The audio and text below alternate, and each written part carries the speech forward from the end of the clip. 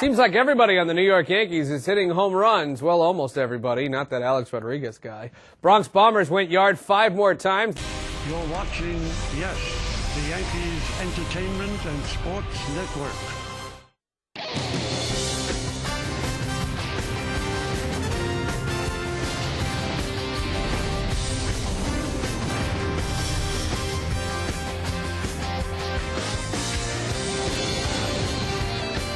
Well, that's the matchup today, but there are storylines abounding. Obviously, the 500th home run for Alex Rodriguez is gigantic. People are waiting for it. They're waiting for it. Alex is waiting for it, still trying. And that's the big secondary story whenever Roger Clemens is on the mound. Of course, that's at least a sidebar. And today, the Yes Network presents New York Yankees baseball. It's the New York Yankees against the Chicago White Sox in the final game of a 3-game set from Yankee Stadium in the Bronx. Hello, everybody, and welcome to Yankees baseball, along with Al Leiter and Joe Girardi. I'm Michael Kay. Well, the Yankees won again last night. They hit more home runs again last night, and very quietly, the Yankees win, the Indians lose. And Al, the Yankees are right back in this race. It looks really good for the Yankees right now. 20 of 28 games they've won, and you see that they only have now the Mariners to leap over and the Indians 2 games back. The Yankees are in position to take that wild card right now. Now, one of the reasons the Yankees are making this run is they are exhibiting unbelievable power. The Bronx Bombers are back. 8 home runs the other night, 5 yesterday. Well, they beat up on a lefty, and that's a good sign. Posada jumps on this high changeup by Danks. He gives the Yankees a lead, 2-1, and then Robinson Cano hits this hanging curveball from Danks. Lefties hitting lefties has been a big reason why the Yankees have gotten back into this race. And how about Shelley Duncan? 5 home runs in such a short time. He has been unbelievable. Seems to make solid contact all the time. Derek Jeter getting into the mix, going the opposite field, going over the short porch in right field, and George Posada hitting his 2nd home run last night on a knuckleball from Charlie Hager. I'll tell you what, this is historic stuff the Yankees are doing. 13 home runs in the last 2 games. That ties a franchise record set back in 1939. Pretty special stuff by the Yankees over the last 2 nights here in the Bronx. Let's look now at today's New York Lottery pitching matchup, and it's a good one. John Garland is going to go for the White Sox 8-7, 4.12, and for the New York Yankees, Roger Clemens gets the start. The Rocket 3-5 with a 3.92 earned run average. This is Roger Clemens' last start as a 44-year-old. He'll turn 45 on Saturday. But when you take a deeper look into his numbers, you realize he's not showing age at all.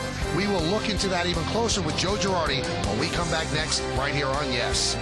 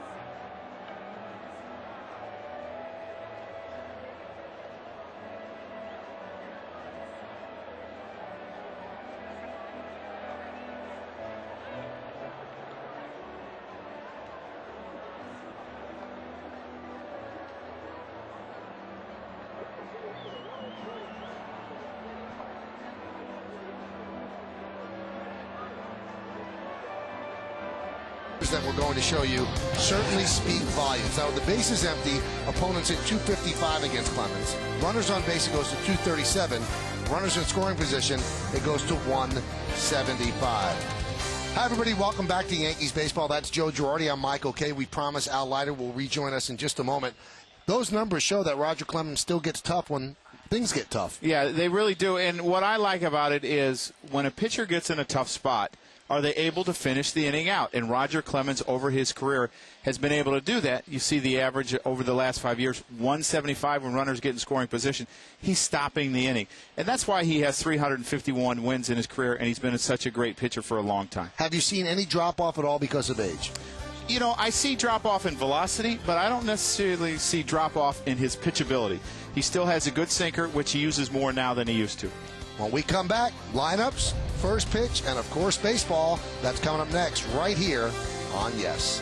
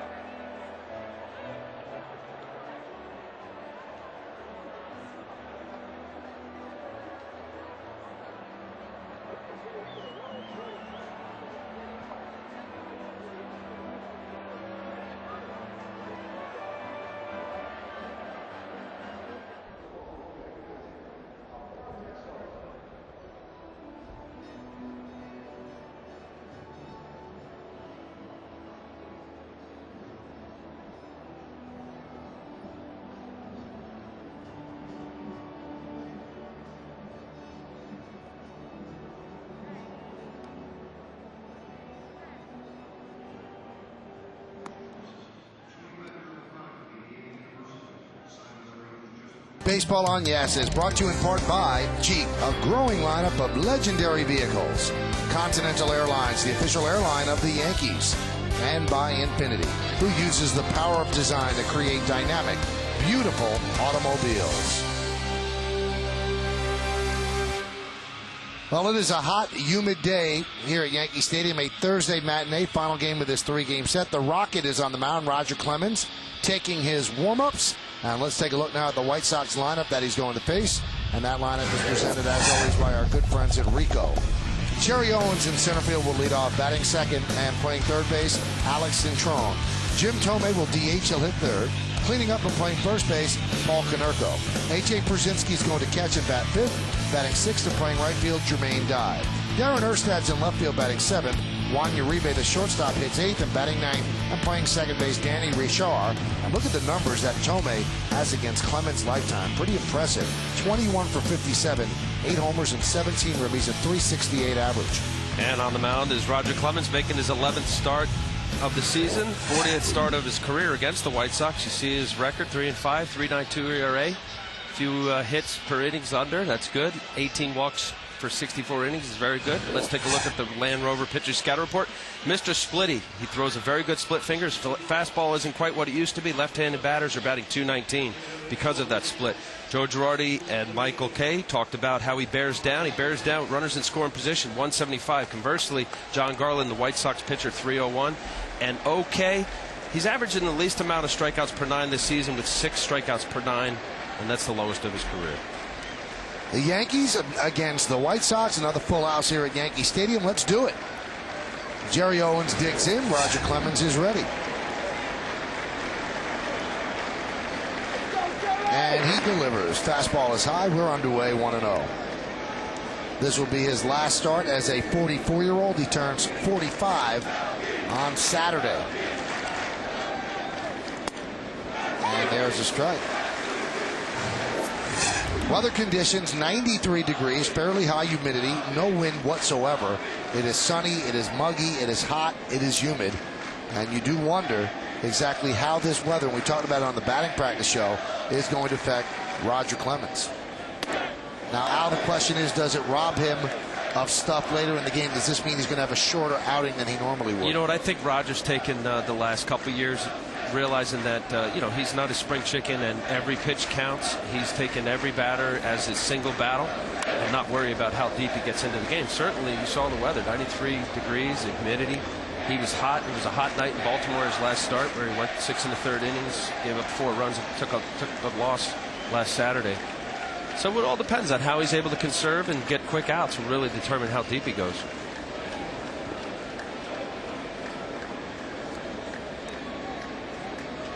Two, grounded softly to second base. One away. IO Digital Cable is the exclusive official HD sponsor for Yankees telecast on Yes. Now, Joe, you managed against Roger last in Minute Maid Field. It has a dome. Is it considerably cooler when they close the roof? Much cooler. You know, at times in Houston, they will open the dome the last couple innings. It's amazing the heat that comes in that place because it's so humid in Houston. But I think the pitchers had a lot to do with if it stayed closed the whole night or what they did. You know, Why? they were able to choose. Well, I think, because of you had Roy Oswalt, Roger Clemens, and Andy Pettit, pitchers of that stature, and their team was built on that pitching. They allowed them to keep it closed when they wanted to. Now, did the ball fly better closed or open? I think it flew better when it was open. And it has that real short porch in left field, so it doesn't take a lot to get it out of left field, but the rest of the park plays pretty fair. Here's Alex Cintrone, count 1-1 on him. 3 for his last 24. Yankees baseball is broadcast in Spanish. It's available by hitting the SAP button on your television. SAP is brought to you by Toyota, a smart way to keep moving forward. Yankees looking for the sweep of the White Sox. They've won the first 2 games. The 1-2. Driven out to left field. Matsui drifts back. And there are 2 outs. Well, you've seen Cano, Phillips, and Matsui. Let's introduce you to the rest of the Yankee defense. In the outfield, Matsui's in left, Cabrera in center, Abreu over and right. In the infield, Rodriguez. Betemit makes his first start with the Yankees. Cano, and then Phillips, that's third to first. Posada behind that plate. Clemens on the mound. Some aches and pains for Jeter. His shoulder had been bothering him. He wanted to play, but Joe Torre said, let's get Betemit in there, and Jeter is available off the bench. Here's Jim Thome, and there's a strike. What I find interesting about this White Sox club is their record against their division is pretty good. It's 20-18, and a lot of people might consider it the best division in baseball. That one's driven out to deep left center. Melky Cabrera is there, and he'll put it away for the final out of a 1-2-3 inning for Roger Clemens and the Yankees. So the White Sox don't score. The New York Yankees are coming to bat.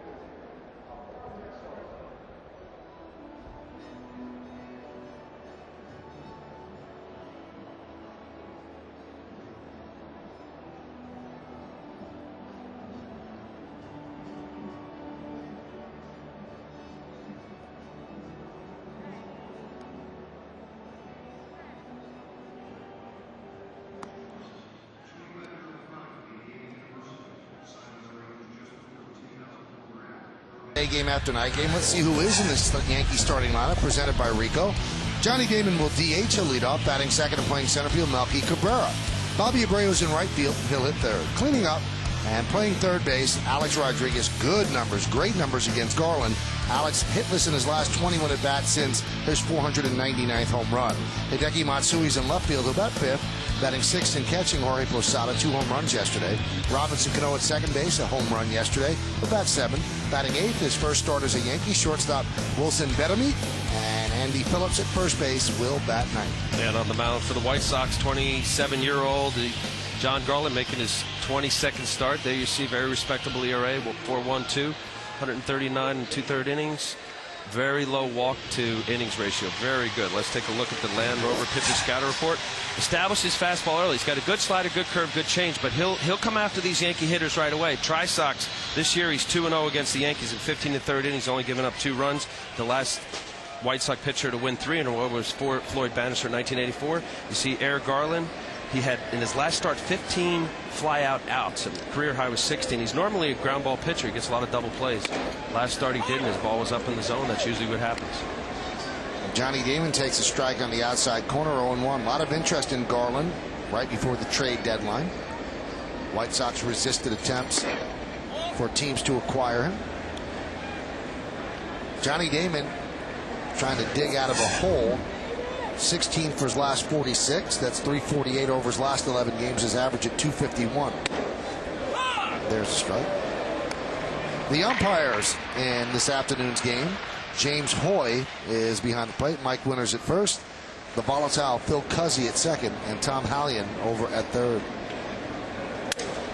Broken bat pop-up. Richar makes the play. 1 away.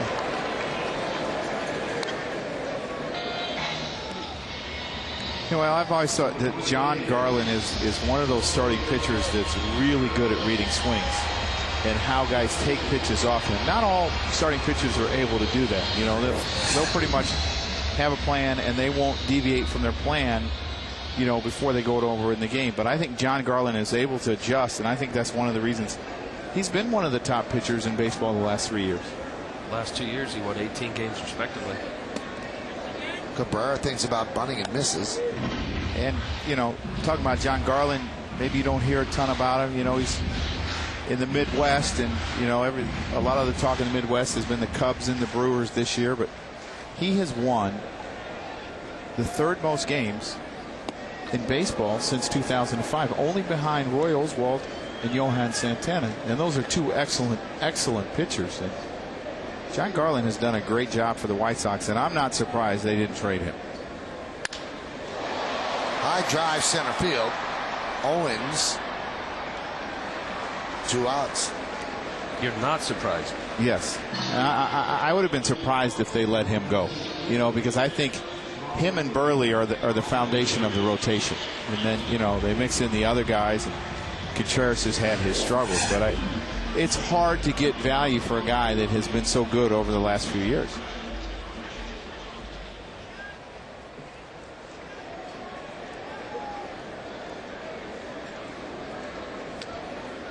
Here's Bobby Abreu. Garland does equally well day games, night games. Last 3 seasons, 18-6 in day games and 26-18 in night games. Teams play the majority of their games at night. Now, on a hot day like this, I just saw John Garland. You look at his record the last few years. I mean, he's been outstanding. The good ERA in 2005 when they won the World Series. He was wiping the sweat off his arms. You know, what problems does that create for a pitcher? Well, you want some sweat. It actually gives you a grip of the ball. A lot of times, you know, in the cold, you don't get a sweat, and the ball is like a cue ball. Then there's a day like today where it's so much wetness that it's difficult to get a good grip. It can be very, very, very particular how much sweat there is.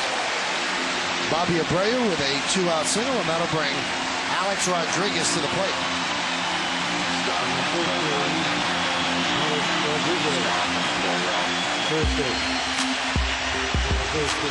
How about this crowd? All getting to their feet as Alex Rodriguez attempts to get home run number 500. They bring the new baseballs in. Now, Alex has gone 21 real-time at-bats since his 499th home run without a hit. Those are his milestone hits. Tom Gordon gave up his first. A.J. Burnett gave up his 450th. Now he's trying to become the youngest player to ever hit 500. The man who holds that distinction now, Jimmy Fox, he went 61 at-bats between 499 and 500. And he was closing in on his 33rd birthday. Alex is just a couple of days above 32 years old. Count 1-0. Well, he doesn't have to be bothered by the flash bulbs. Now it says no home runs in his last 20 at-bats because one of the at-bats came in the suspended game. But he is hitless in his last 21 at-bats. Grounded sharply to short. They get the force at second, and that will do it here in the first. No runs, a hit, no errors, and one man left on base. We've played one, and there's no score.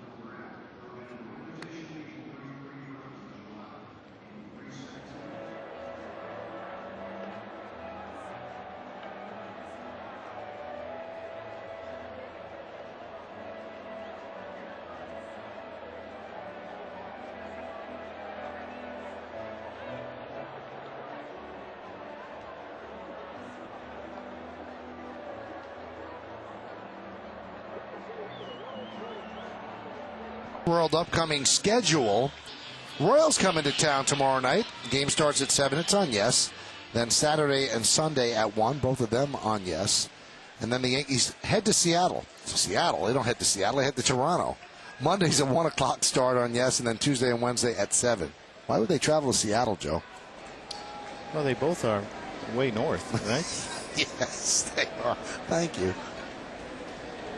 Here's Paul Konerko. And there's a strike from Roger Clemens. Just talking about the White Sox, you know, it's interesting. They played well within their division, but they got hammered in interleague this year, going 4-14, and that's basically why they're an under 500 club. And sometimes the interleague doesn't make sense whether you win from one year or not to the next. Konerko redirects a splitter the other way and lines it into left field for a base hit. First base runner against Clemens. Looks like a little slider out over the plate. Konerko swinging the bat much better in July than he was early on. Increased his batting average by 188 points. He just was not swinging the bat well early on, and part of the woes of the White Sox and where they are in batting average for American League last in batting. I'd love to hear the sound of the bat and the ball when the guy's in the middle of the order squared up. I'm sure you didn't love to hear it. I mean, to me, that's one of the great things of baseball is the sound.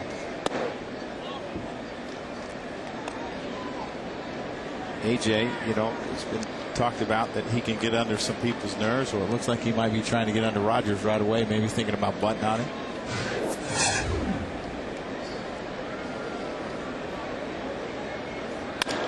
Line drive, base hit in the center field.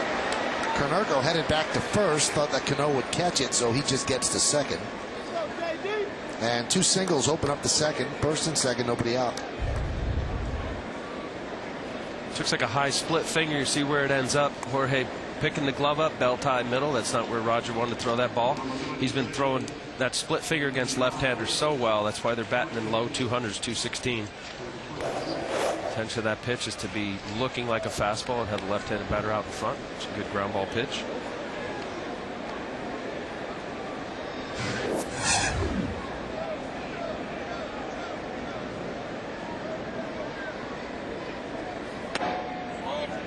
Jermaine Dye, who's had the really tough first half, has picked it up in the second half, but one of the league leaders when it comes into grounding into double play, something that Roger could really use now. He has the good sinker. If he can get him to roll over to better meet. High fly ball. Deep center, backing up Cabrera. Still back, and it's over his head and up against the wall. Konerko is at third. They're waving him home. Here's the throw. Here's the play at the plate. He's safe. It's a double for Dye. Brzezinski goes to third. He almost ran past Konerko, who was holding up, and the White Sox lead 1-0. The ball seems to be really carrying to center field, and sometimes you think in day baseball games the ball carries better, and this ball, Milky kind of took a step in and then had to go back, and it just gets over the outstretched arms of Milky Cabrera. And you know what? The Yankees almost throw Konerko out at home. I didn't think they had a chance, but a good strong throw by Cano to Posada. Kind of a tough hop here. Posada catches it. Wow, that's close. Didn't catch it. And you see Jorge Posada trying to deke the base runner like there's going to be no play. And then you step in and take the plate away. Darren Erstad. Oh, knocked down there by Phillips. Let's see if he has a play. He has no play. A run scores. Moving to third is Dye, and the White Sox have a 2-0 lead.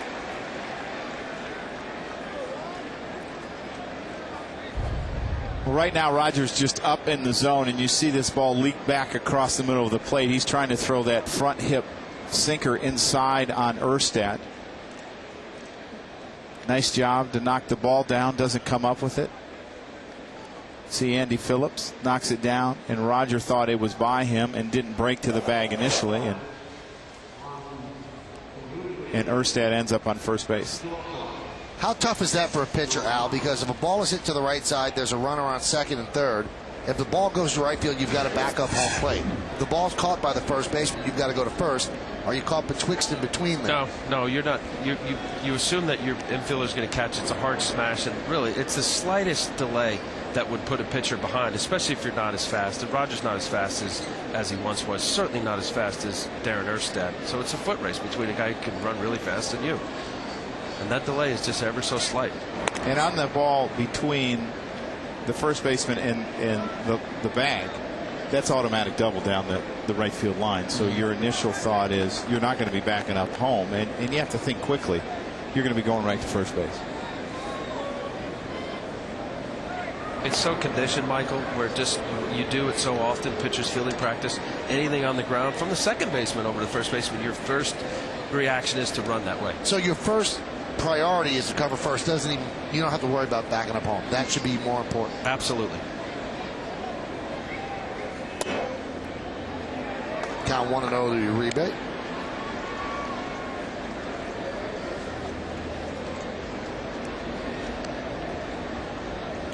This is the one thing that the White Sox have lacked a little bit this year with Erstad on first base, Pacetic being out a lot. Erstad is guys that like to run and are smart base runners, and he's got Roger's attention at first base.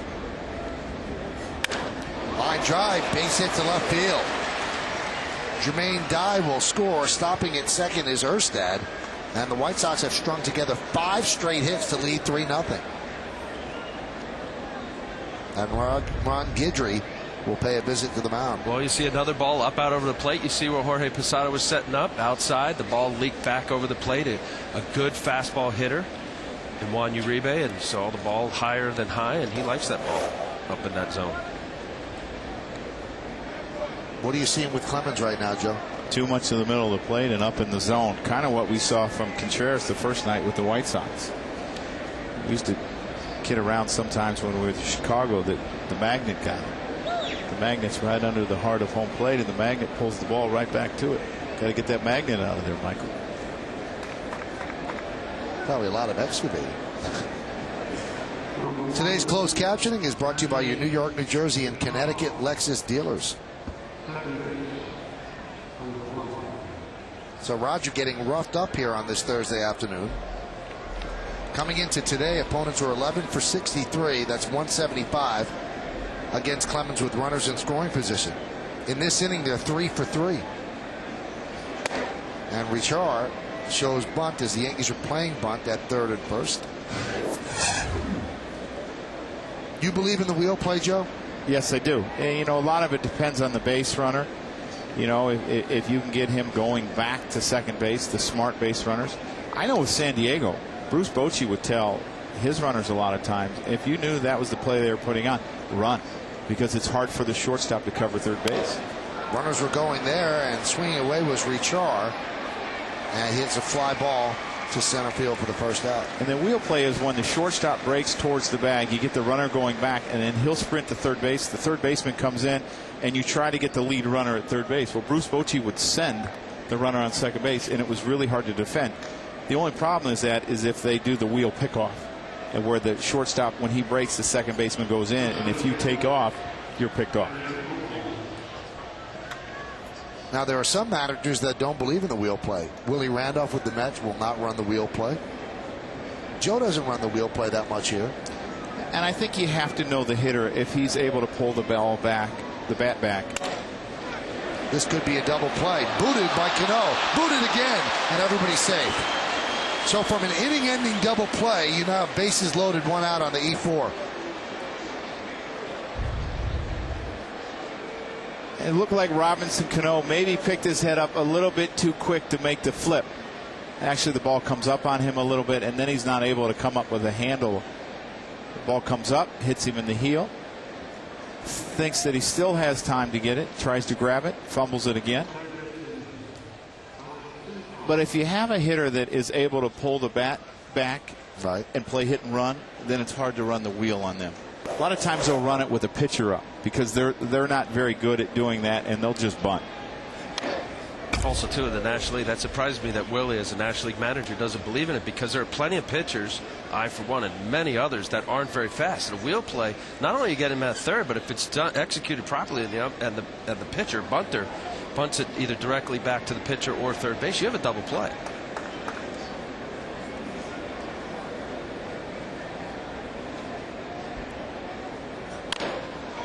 Chop slowly back to Clemens. He's going to get to force it home for the second out. Well, Al, that's another play that you work on a lot in spring training, where you work on that slow roller hit back to you. You know, you work on the pitcher's fielding practice, PFP, and then you work on this play where you have to barehand it and make the play at home. How many times do you think you did that in spring training? A couple. Roger making a nice play. And the main thing there is, especially knowing your runner, certainly Alex Cintrine's a fast runner, just you get the out at home.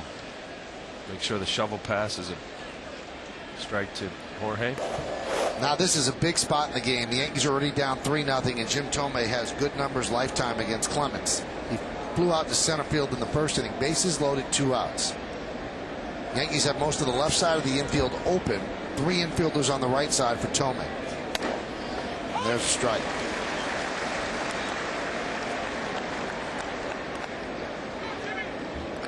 With the bases loaded, a .287 hitter, 8 career grand slams.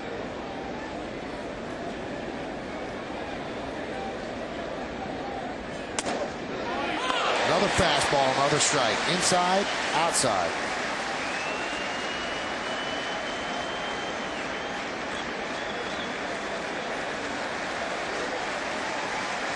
Well, Roger mostly has been going to the split finger in the strikeout left-handed batter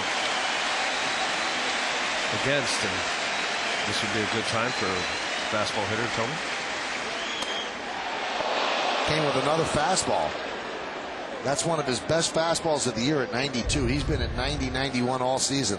And he tries to get this ball to start off at his front hip and run back across the inside part of the plate, and it just doesn't come back enough. But pitchers a lot of times like to double up to make sure that they've sped the hitter up so you can come with that split. Serve into left field, a base hit. Uribe scores. Owens will score. It's a 2-run single for Tomei, and the White Sox now lead the Yankees 5-0.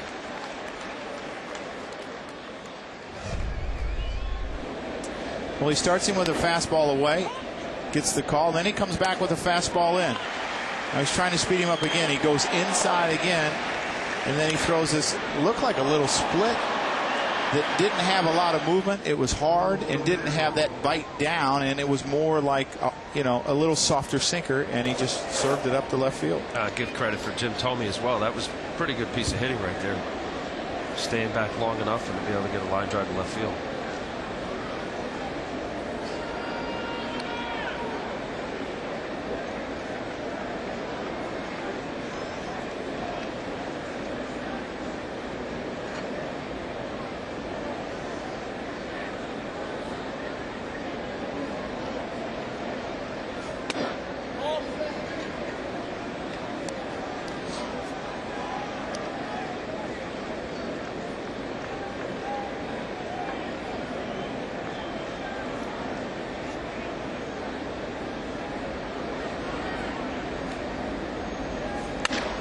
Hit sharply inside third and down the left field line.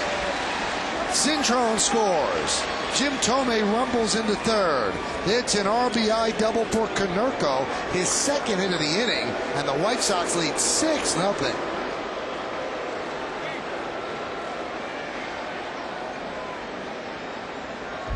Well, this is one of those innings where you just hope that a line drive or something good happens as far as the ball hit at somebody.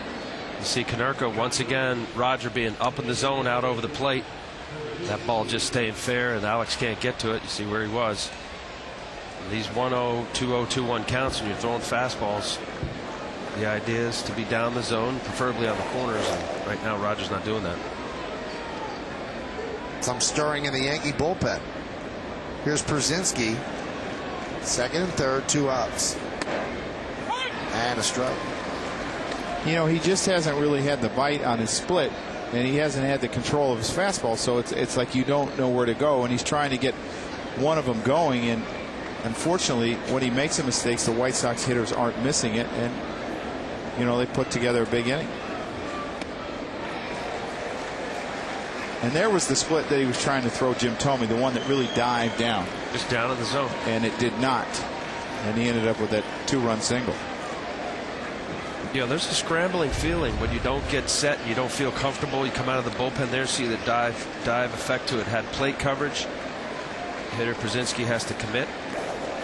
Good downward bite. The 0-2 up the middle, a base hit. That's going to score 2 more runs. A 2-run single for Przinsky, and the White Sox are pounding Clemens. 8 runs in the second.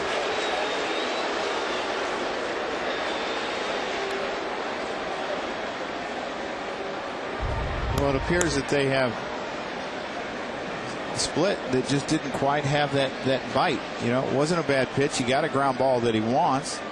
Just good placement by Przinsky, but it appears that Joe has Myers up to possibly get him out of the inning. He has the guy that he can get up quickly, and then he'll go to Karstens for long relief. So if Roger doesn't get Jermaine Dye out, 99.9% sure that this is his last hitter, because they'll use Myers against Erstad. Myers and Karstens.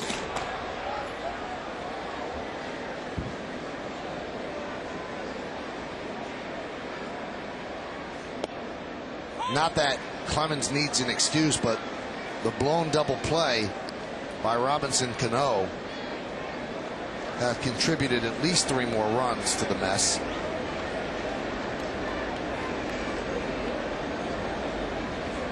Really 4. So a bad inning turned into an horrendous inning. And you can't assume the double play, so you don't count that as 2 sure outs, just 1 that was let go.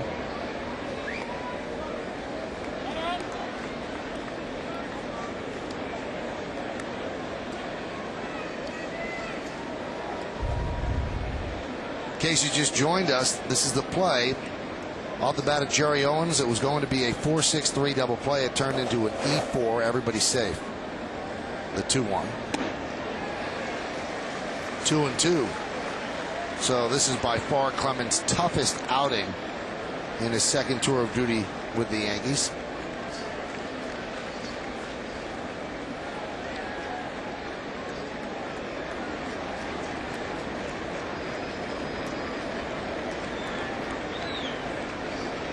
And the 2-2. Driven out to right field and deep, giving chases Abreu. He cannot get there, and it goes up against the wall. Przinsky rounds third. He'll stop right there. It's a double for Dye, his second double of the inning. And the White Sox have 9 hits in the second, and that's going to do it for Roger Clemens as Joe Torre pops out of the dugout. Well, you see the location of this fastball once again up in the zone out over the plate, and these White Sox hitters certainly came out swinging early on at Roger Clemens, and Roger just wasn't able to get the ball down. You saw that he didn't have much rhythm and time to be able to settle in, and that's all for Roger today. Well, you wonder how many times in Roger Clemens' career he got hit that hard, that often, that early. So Clemens is out of the game, and they call on Myers.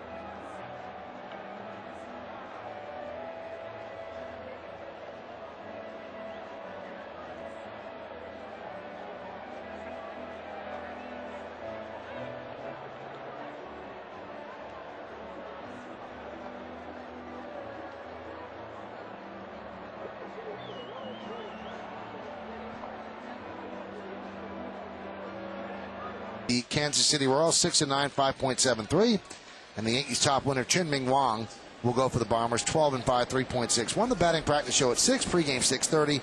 First pitch right around 7:07, 7:08. New pitcher for the Yankees, Mike Myers, comes on here in the second inning. 12 batters have come to the plate. This is number 13 for the White Sox, Darren Erstad.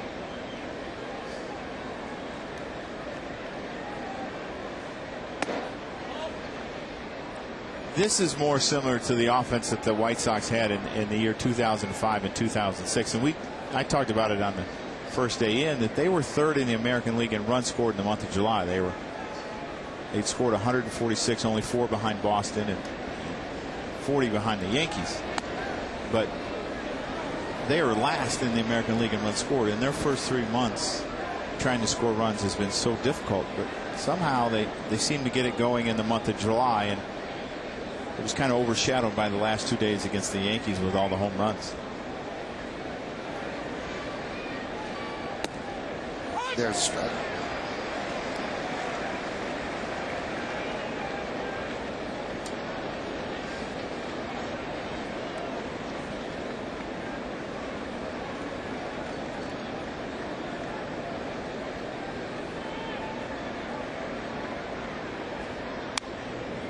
Foul back, 2-2. Well, mostly that offensive turnaround, Joe, came really with Konerko. You have your center and middle of the order guys. Jim Thome early on for the White Sox was hurt. Jermaine Dye's come on strong, and certainly Konerko in the middle of the order. 188 points. He was able to increase his average in the last 65 games.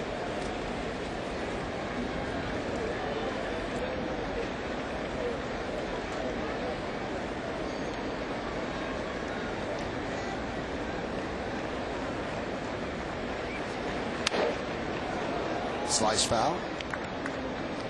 You know, and Jim Thome got hurt in the middle of May. He hurt a rib cage muscle, and those are so hard to come back from. And he came back, and a lot of guys will tell you, even though they come back, they do not feel strong. They don't feel right. And it wasn't really for about a month and a half that he got right. And he had a pretty good July and swung the bat pretty good, you know, so far in August, even though it's been short.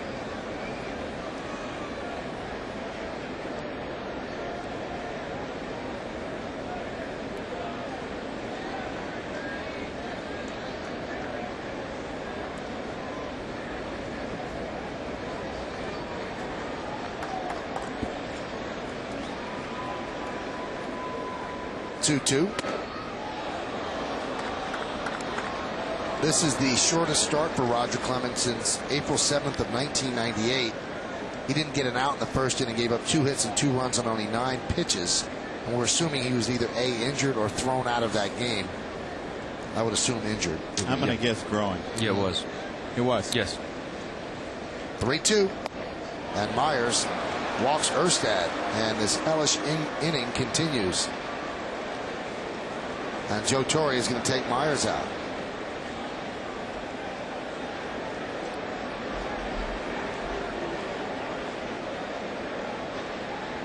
What I don't understand here, why would you burn Myers for one batter when you're down 8-0 anyway? And Myers has been getting out right-handers all year anyway. Well, probably because they didn't feel like Karstens could get ready quick enough. That's the guy they really want to use. Well, they're going to use him now. Karstens comes on to face Uribe, and he comes into a bases-loaded situation.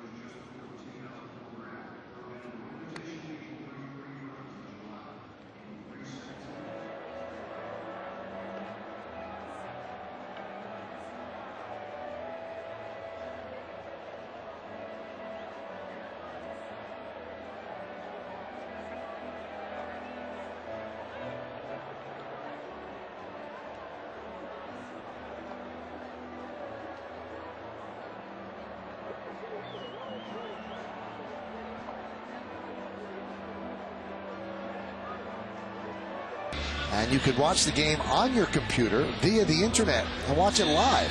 For more details, visit www.yankees.com, where baseball is always on. Blackout restrictions apply. Well, Michael, you asked, why only using for one hitter. Well, they probably couldn't get Karstens ready quick enough, and he's used to being a starter, so it takes longer to warm him up. So you'll bring in Myers just to try to get the one left-hander out to give Karstens more time. I'm sure Joe was assuming that he was going to get Erstad out. Karstens would get to start with a fresh inning next thing. It didn't happen that way, and then you don't want to burn up Myers today because you might need him tomorrow, and he's your specialty lefty.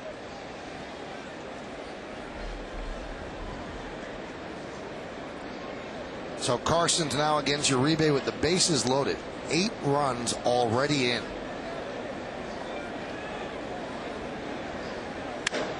Swings at the first pitch and hits a fly ball to center field. Melky Cabrera drifts back, and he'll make the play for the final out of the second. Finally. 8 runs, 9 hits, 1 big error, and the bases are left loaded. We go to the bottom of the second, 8-0 Chicago.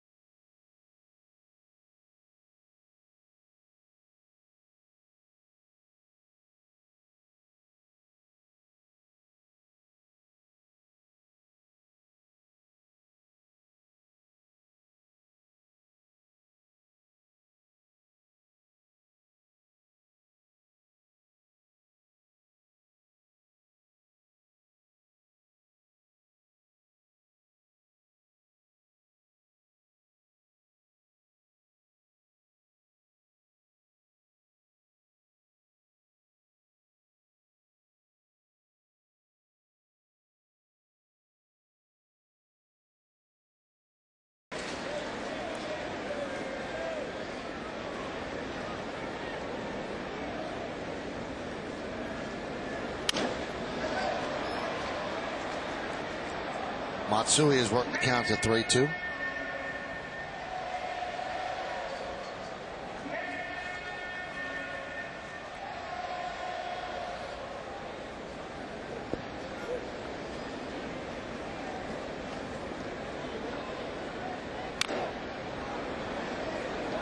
Nothing White Sox. Al, we always ask you this. Different mindset when you come out on the mound now? 8 runs? Yeah, you're feeling pretty good about yourself if you're John Garland. You get serious run support. You got a lot of wiggle room. The biggest thing is to attack the hitters. Don't get behind. Certainly don't walk anybody and make them hit their way on. So you do pitch differently? Yes, you should be much more aggressive, not be so concerned about corners, but throwing strikes. Base hit for Matsui. 10 hits in his last 28 at-bats. And I think if you're the Yankees, the way you get back into this game is, yeah, you want to score some runs off the White Sox, and John Garland's a very good pitcher. You see Matsui, the head down, being able to hit this ball on the outer half, pulling it through the hole, but the Achilles heel of this White Sox team is their bullpen, so you got to make Garland work. It's a hot day. See if you can get him out of this game early. You know, keep him from going 7 innings. Maybe you get to him in the 4th or the 5th, and you get to that bullpen, and you can chip away and maybe get back in this game.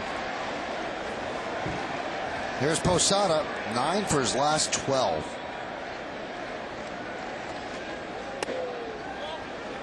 And the pitch low, 1-0.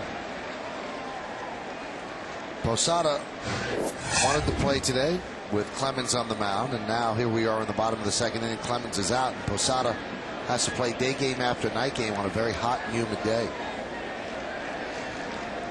A.J. Przinsky is doing the same thing. He's also in there day game after night game.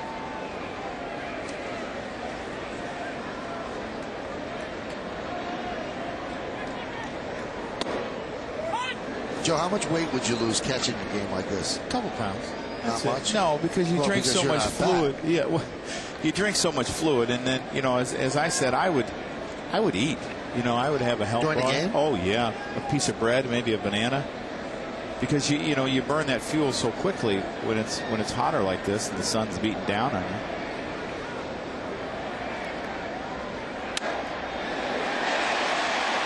Posada slices one the other way foul. I'm just guessing.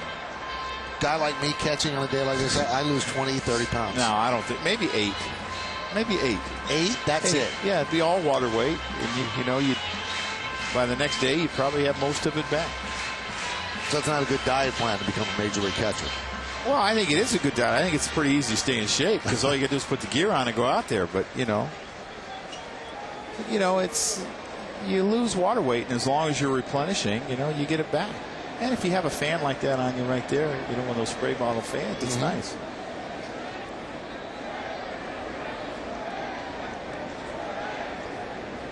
One, two.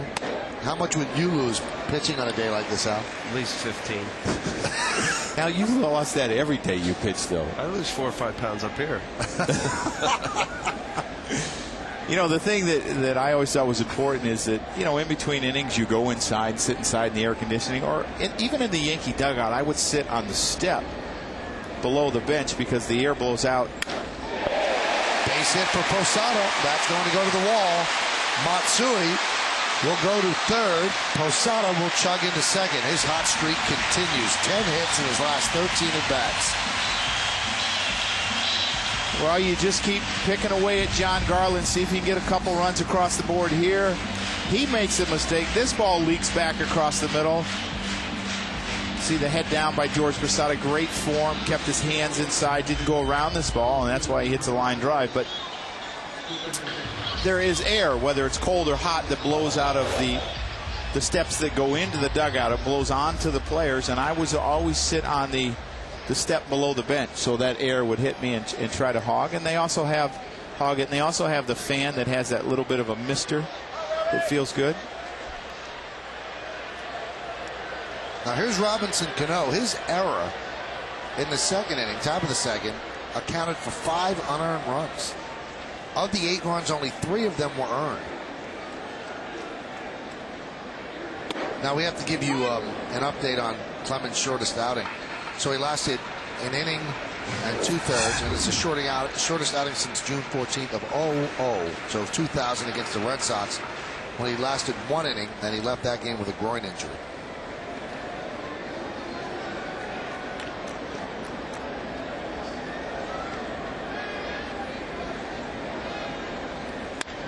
Cano with a base hit.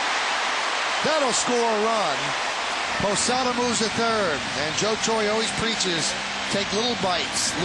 So the Yankees take one little bite out of an 8-run deficit, and that brings Don Cooper out of the White Sox dugout. Robinson Cano is not missing the baseball. He's been extremely hot in the month of July. John Garland is starting to make mistakes up in the zone. You see Don Cooper go out there, and it has been frustrating for these White Sox pitchers the last 2 days because of all the home runs, the 13 home runs that they've given up. And he's going to talk to him about getting the ball down. But, you know, we talked about it for the Yankee pitchers. When you have that real long inning, sometimes you don't come out very sharp that next half inning. The ball is not down, or no matter what it is, or you're missing. And all of a sudden, a club like the Yankees can put up a quick 3 or 4 spot on you, and they're back in the game.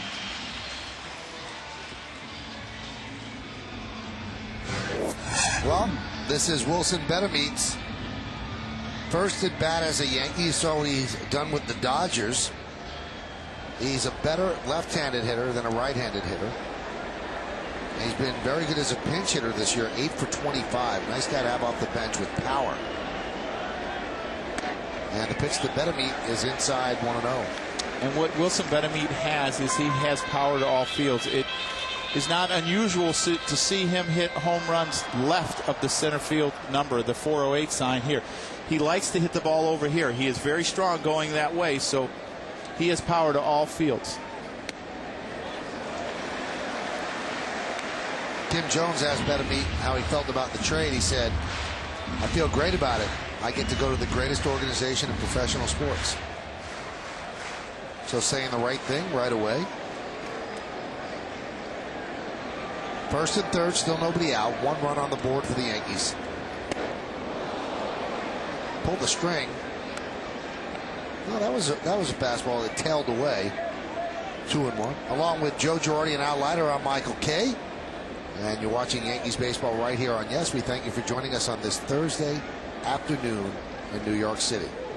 Yankees trail 8-1. We're in the bottom of the second. The 2-1. There's that power the other way. Owens back, still back, looking up. See ya!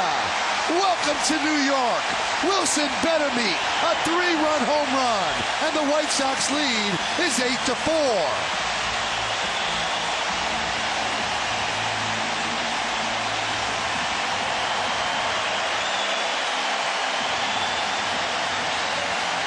Joe, where'd you say his power was?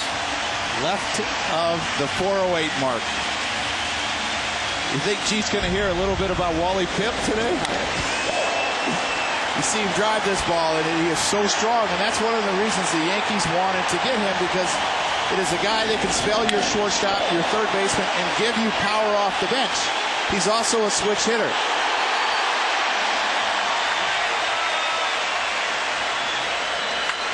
Well, that's a nice introduction as he gets his first curtain call after his first at bat. Derek Jeter liked it. The 1-0 is a strike to Andy Phillips. Now, did Shelley Duncan hit a home run in his first at bat? No. No. First day, though. Yes, first day. High pop-up, left side. And out of play. Well, the Yankees now have 14 home runs in the last 3 games. Now, the largest deficit the Yankees have come back from this year is 5 runs. They've had 25 comeback wins, and they turned an 8-run deficit into a 4-run deficit. And now you have to look at it, it's 4-0 in the second inning, and that's certainly doable. Count 2-2. And I think the other thing that you looked about, and I talked about, is getting Garland out of this game, because he, you know, is one of their best starters. Little humpback line drive, and it's going to be a base hit. Boy, that was like a pool cue, and Uribe had no chance. It was spinning this way and that. Uribe went left, the ball went right, and Phillips gets a single. Well, when you get jammed sometimes, good things happen. And this ball, he got jammed. He stayed inside of it, so it had that funny spin. And when it hit, it went the opposite direction. Similar to what happens to a curveball when you're blocking it as a catcher. You think that it's going to continue to go the way that it's going, but when it hits, it squirts back. And that's what that ball did. How beautiful of a hit is that if you hit it? Oh, I love it. If you're pitching, you don't love it. No. You'll be all right. Who I got for double play? There's Johnny Damon. He popped to second in the first. And a strike. This is when, you know, you like to watch the body language of the other team, the White Sox, to see if they're starting to say, uh-oh, here we go again. You know, you've run into a team that's been extremely hot. They've beaten up on us. We've had a hard time protecting leads this year. And another strike, count 0-2.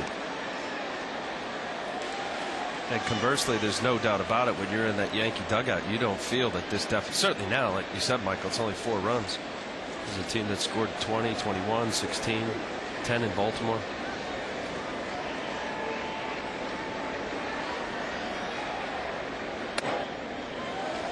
Heard Theo Epstein, the general manager of the Red Sox, on the Mike and Mike show on ESPN radio in the morning, and he said, you know, about the Yankees chasing the Red Sox. He says, it's like being chased by the 85 Bears. He said, I keep waiting for the Dolphins to beat them on a Monday night. He said, the numbers they're putting up are football numbers, and they're trying to put up another football number today. The 1-2, swing and a miss as Damon goes down on strikes. First out of the inning.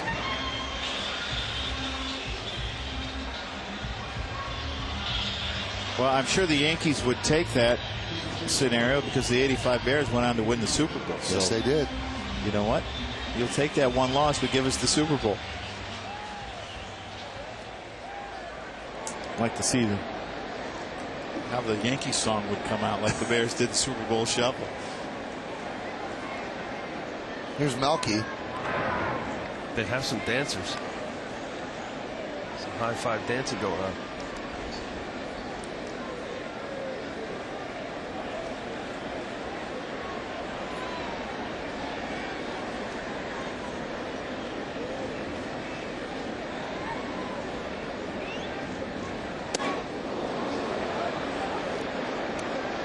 John Garland has now started to mix in that changeup. He did it to Johnny Damon. He got him out in front. And now he threw one to Milky. And, you know, sometimes they are on your fastball. They're not missing your fastball, and you have to go to something else. And I talked about, I think he's very good at reading swings and making adjustments. And it looks like he's starting to go a little softer. Michael, you talked about it at the beginning of this inning. You know, what's it like? You know, the mentality of a pitcher, when you get 8 runs on your side, you just want to make sure that you get ahead, you throw strikes, and get some outs. Get out of this inning. It's a shutdown inning. Demoralizes the opposing team after you just got 8 runs. The Yankees had a good approach. But with that said, you still got to use all your pitches and still pitch. Change of speeds. Flared the other way. It's another base hit. Cutting it off is Erstad. Stopping at second is Phillips. 6 base hit for the Yankees in this inning. The balance here for the Yankee hitters. There you see Melky going down and away on a fastball down and away. 368 for the month. Melky Cabrera is just hot along with everybody else in this Yankee lineup. And when guys start hitting collectively, it doesn't feel like I got to be the guy. We're going to do it collectively. That's when they say hitting's contagious. The Yankees are hitting. You know, I talked about yesterday that I don't know if I've ever seen 13 home runs in 2 games, you know, by a team. The other thing is, I don't know if I've ever seen 2 teams hit around in the order in the same inning. That I think I've seen.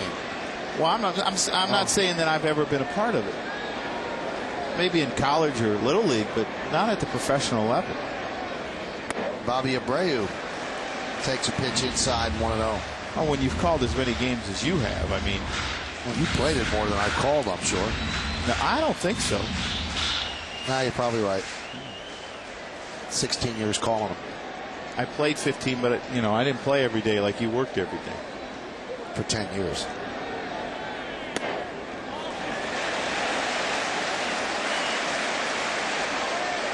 Well, the 13 home runs, it ties a Yankee franchise record, so we were right about that. We've never seen that. And that was done back in 1939. This guy wants to join that home run parade. Alex Rodriguez on deck. 2-0 count on Abreu.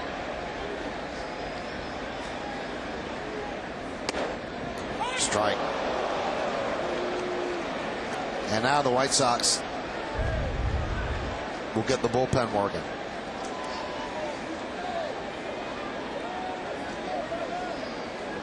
That was a generous call by James Hoy. Like ball 3.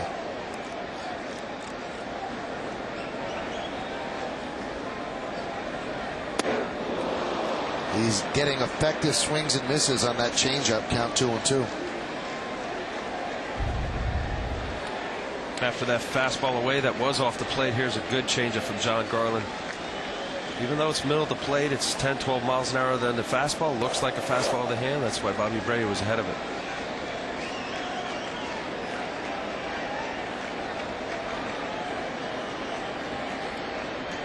The 2-2. Count is full of 3-2. Let's manage a little bit here. Do you send the runners to stay out of the double play?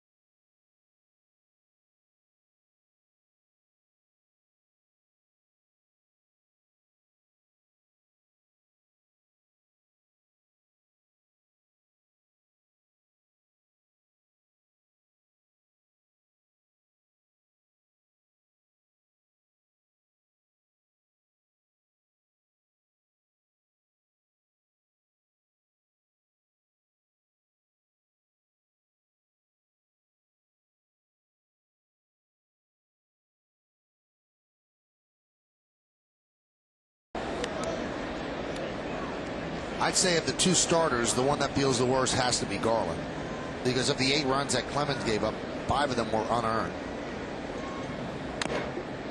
And I would even take it further than that.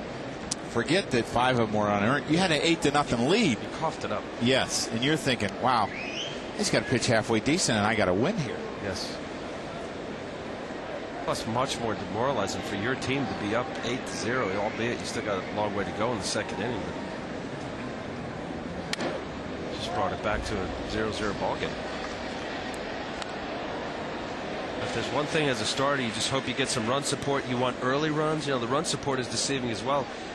You know, you're getting the 4 or 5 runs in the first 4 innings. You can manage that, or you're getting it in the last 3. Driven into right center field. That is going to be a base hit for Pasednik. It splits the outfielders and it goes to the wall.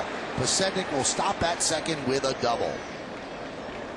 So a pinch hit double for Pasednik.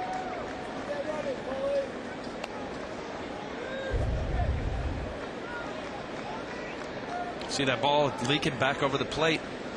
Carson's trying to get that ball inside, and you just see it just enough out over the plate. Pasednik, you see where left center. Pasednik has shown this whole series that he's a guy that hits the ball to left center. Melky Cabrera was playing accordingly, and he was able to pull his hands in and pull that ball. Scrappy player, Scott Pasednik. Good run. Stole over 50 bases in 2005 when they won the World Series, and they just haven't been able to keep him healthy. And they've really missed him at the top of the lineup. I think that's been one of the biggest deficiencies in this offense. Well, to think that their stolen base leader is a guy they just called up in July, and Jerry Owens, tells you a lot about their inability to run. Health is part of that.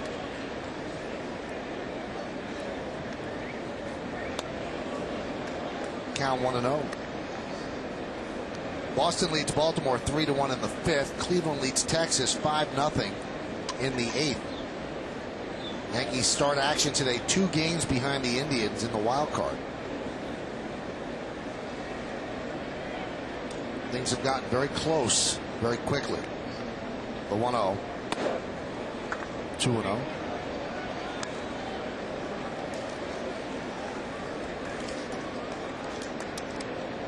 Yankees start action 7 games behind the Red Sox in the AL East.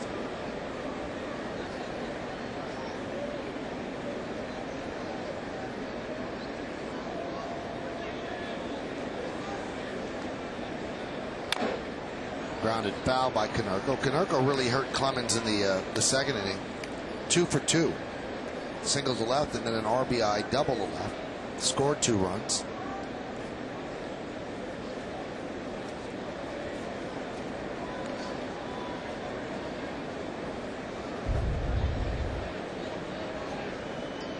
Ozzie Guillen ready to turn 2. He was a good shortstop for the White Sox.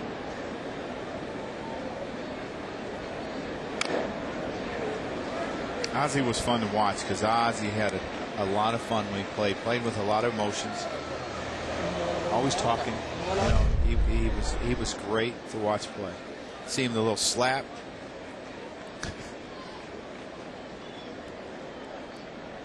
He was just, you know, he was, to me, he was, a lot of times he was the guy that really stirred it up for the club that got them going. He was the energy behind the clubs that he played for in the White Sox.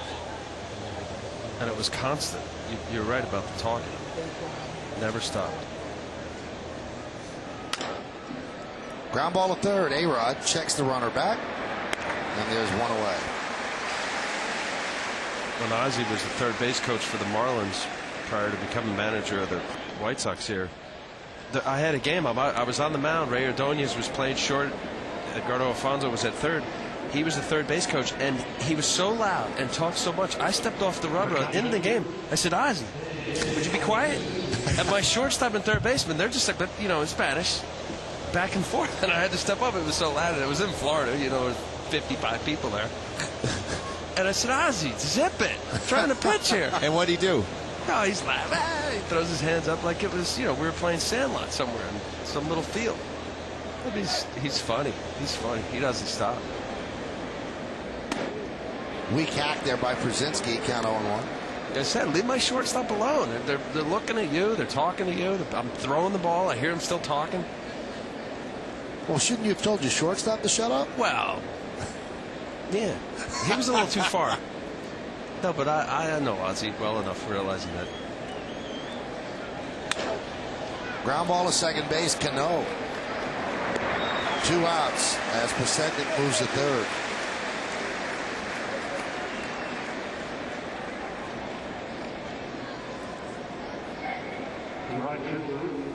I was realizing they were doing more listening, Michael, than talking, so I guess it was more Ozzie.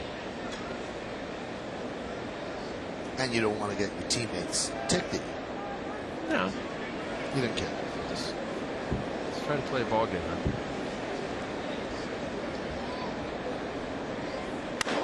Jermaine Dye with a deep drive to left. If that's fair, it's gone. It is gone. A 2-run home run for Jermaine Dye, and the White Sox have retaken the lead. They're up 10-8.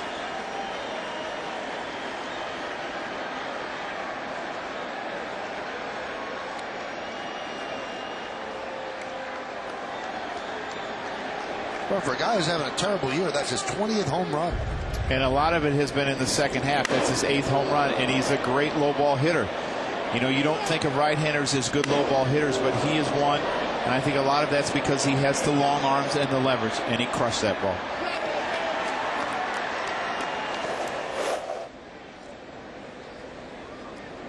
So the Yankees have another mountain to climb.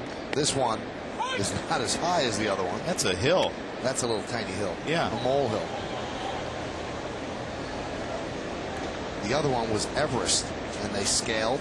Everest got to the top. The 0-1.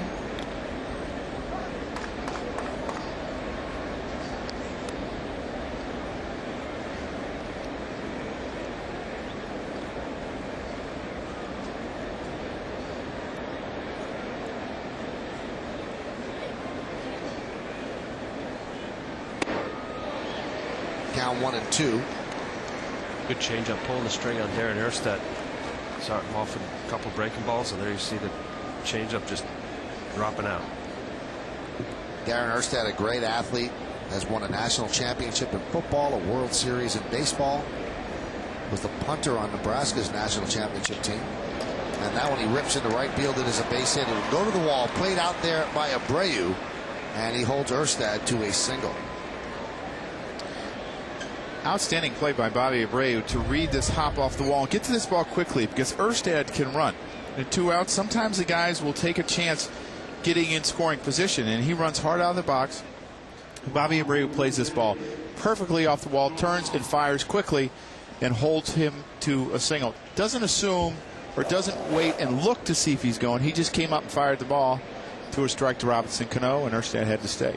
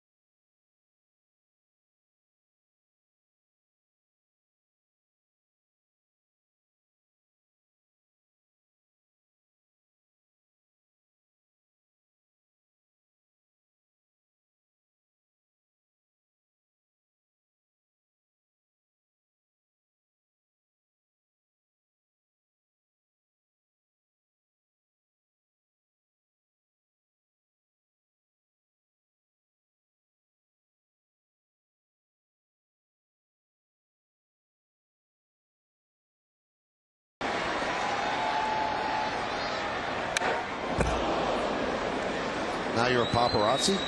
I like taking pictures. It looks good. I like the whole Christmas tree thing, but it doesn't help the swing and the spot where Alex is swinging. That was last night, and the stadium looked like it was overtaken by fireflies. So the count 2-2 on A-Rod. The 2-2. Foul back. Buckvich, his previous at bat, Alex went down and got a good slider down the way, went the other way, and you see what Buckvich is doing now, pounding the body line on Alex, so he's showing both sides of the plate. Crowd chanting, "Let's go A-Rod."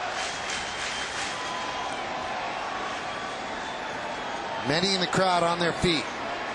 The 2-2 popped up. Konerko will make the play in foul territory for the first out.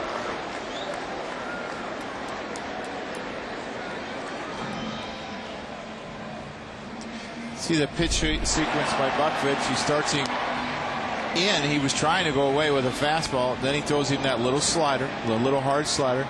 Throws another one down in the dirt. Counts 2-1. Throws him a fastball away. He stayed away. Then he's going to go in, and he misses over the middle, but it's up enough he gets away with it. Throws another one in and jams him. Gets him to pop out to first base. So Alex now 25 at bats since his 499th home run. Ozzie Guillen going to the bullpen again, trying to mix and match through the final 3 2/3.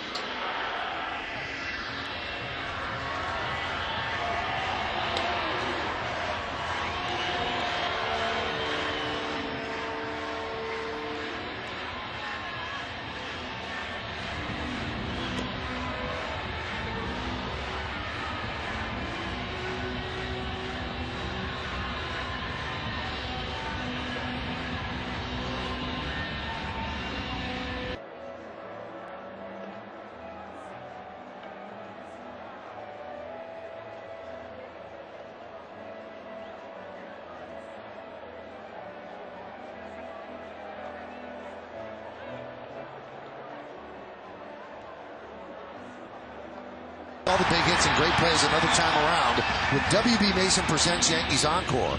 Later after each game and again the next morning at 9 only on Yes. I don't think in the history of Yes has a game actually spilled over into the WB Mason Encore, Yankees Encore. This could happen today. We could spill over into Encore. Till 9 in the morning? No, later at night. Oh, okay. It's 3:50, so the game 2 hours and 15 minutes long at this point. And the 6th inning is not even over. What time tonight is it on? I think it's 7. Matt Thornton is the new pitcher. Oh, we got a shot.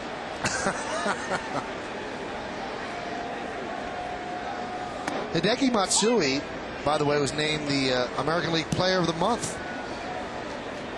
In 28 games, 345, 39 hits, 28 ribbies, and 113 at-bats. Also had 13 home runs and 31 runs scored in July. Not bad. Others receiving votes: Adrian Beltre of the Mariners, 314. Justin Morneau of the Twins, 347. Robinson Cano of the Yankees, 385. And Mark Grudzielanek of the Royals, 429. And Matsui goes down on strikes against Thornton.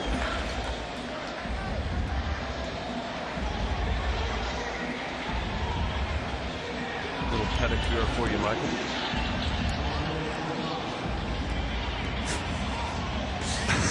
Was that for me, Al? What you were talking about? I don't really know what to do with that, Al. I know. I'm not doing anything with it. Here is Jorge Posada.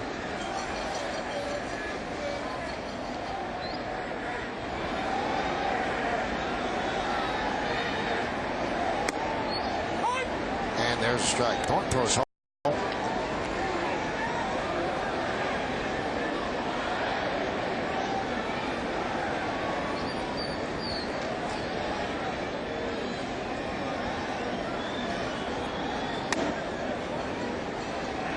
Now 1-1. 11-9. White Sox lead the Yankees.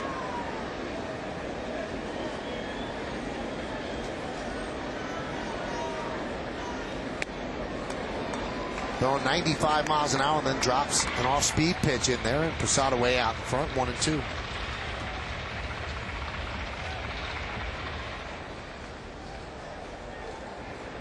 Somebody throwing as hard as Matt Thornton, you cannot get off the fastball.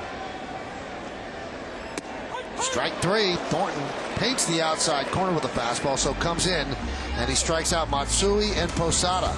But the Yankees, after the strikeout to Posada, obviously they scored 1 run in this inning. Bobby Abreu hit one into the bleachers in right center field. So the Yankees scratch back. Now the White Sox lead 11-9 as we go to the 7th.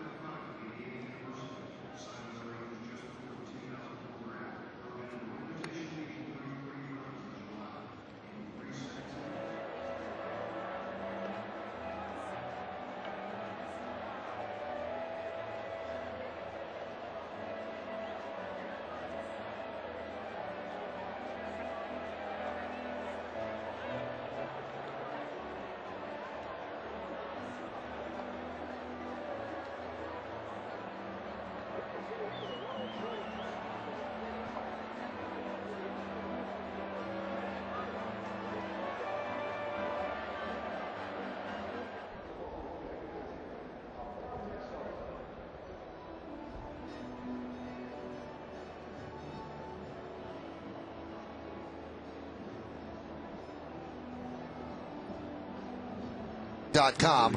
Get game recap, stats, and video highlights from every game, as well as the all-new web-exclusive video feature, Postgame Plus. Get informed, get entertained, and get it all only at YesNetwork.com. Uribe takes a strike from Ron Vallone. 11-14-0 for the White Sox, 9-14-1 for the Yanks.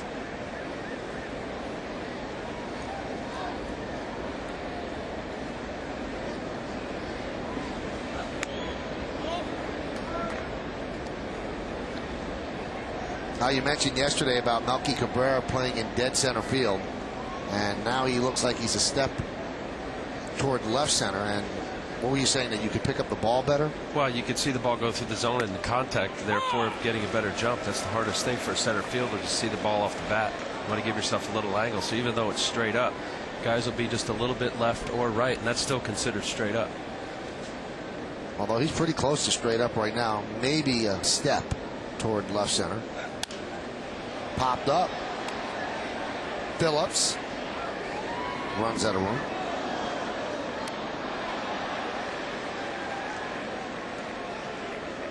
Uribe today is 1 for 3, but he's just 5 for his last 30. You know, he swung the bat pretty well against the Yankees. He had the homer off of Andy Pettitte. Actually, it was Mike Messina. Game 1. 1-2. Popped up. And Posada runs out of room. Lands on the roof of the Yankee dugout.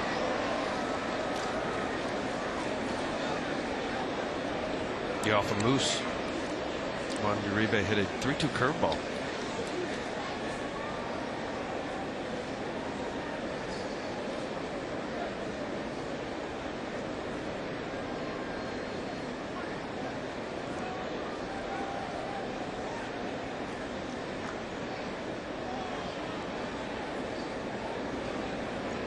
And the 1-2 pitch.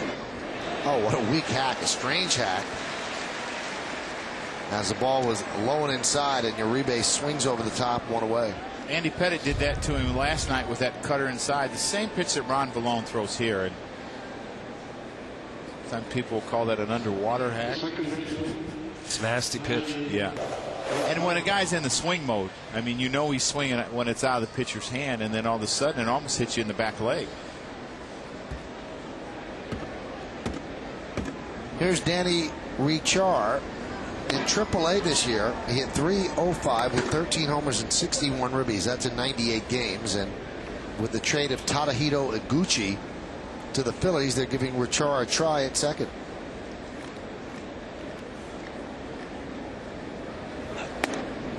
They traded him for a young outfielder, Aaron Cunningham, a right-handed hitter. Played an A-ball. He was a 6th-round pick in 2005. And Cunningham was considered the White Sox number 6th prospect going into this year, but they're thinking that they may have found an everyday second baseman to fill in for Iguchi, who was traded, and a young guy that has pretty good hands. They talked about doesn't, you know, as a hitter, he doesn't show a lot of fear. He's committed to trying to hit the ball the other way and stay on the ball. And they love his game defensively. They think that he's got that part conquered major league wise. At the plate, only time will tell. There's so many people talk about guys that dominate in AAA. And a lot of people believe in a quadruple A player. Too good for AAA, not good enough for the big leagues. So not where's saying that that's him. A lot of times it gets you on the bench in the big leagues. Or the guy that's going up and down, up and down. And Richard walks with 1 out. Well, let's face it, in minor leagues, you're going to see there's still quality future big leaguers in the minor leagues, AA, AAA, but it's not every day. You get to the big leagues, that's the difference. See somebody batting 3 and change at AAA, they're facing maybe 2 future major league pitchers a week. Here, you're seeing 1 every night, and that's the difference between that 4A kind of league.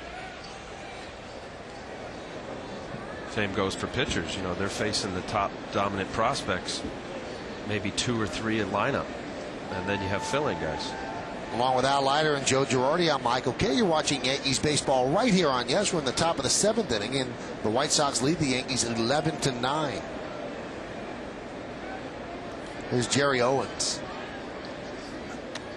And that one gets past Posada as Richard will move to second.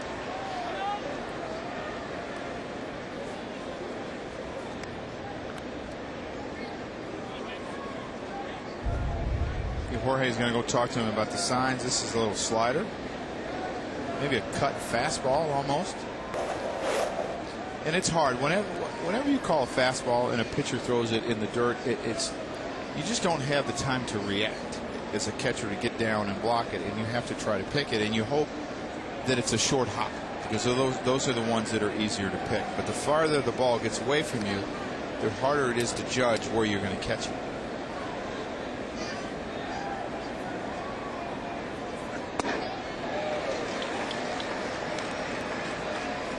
So breaking ball. Obviously, you get a breaking ball, you can anticipate it going in the dirt. Therefore, you get ready for block mode. But a fastball, you're just not anticipating it in the dirt, and you don't have that time. I mean, the ball just gets on you so much quicker.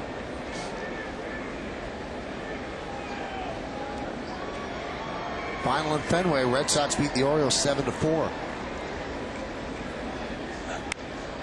And that's a drag bunt Bunted right to Cano, and not in time. Probably bunted a little bit harder than he wanted to, but he's got such great speed, he picks up a base hit as Richard moves to third. Well, a lot of times when young left-handers face left-handers, they don't know them, and they're considered maybe a player that could be a platoon guy. So how do you get your base hits? Well, when you're a speed guy, sometimes you do things like this. You take a bunt with you, and it's a good bunt, and he just beats the throw. Jerry Owens, who was a wide receiver at UCLA, has always had great speed. Now you can do a lot of things. You know, you can try to steal second base. You put pressure on Ron Vallone, the defense. You got Josh Fields, who hits well off of left-handers. This guy ain't a warming. Fields took over in the field an inning ago for Alex Centrone.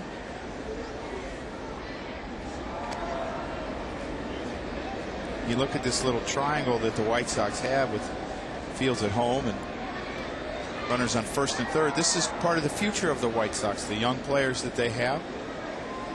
Two of them coming up through their prospect, their minor leagues, trading for Richard.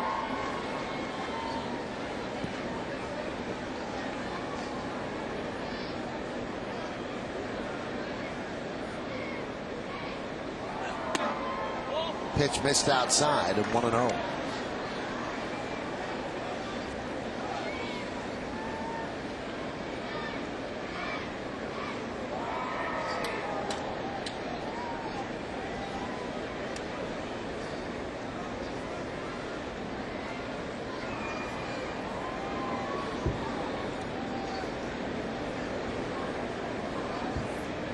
First and third with one out. White Sox up 11-9. The 1-0 to Fields. There's a fastball strike.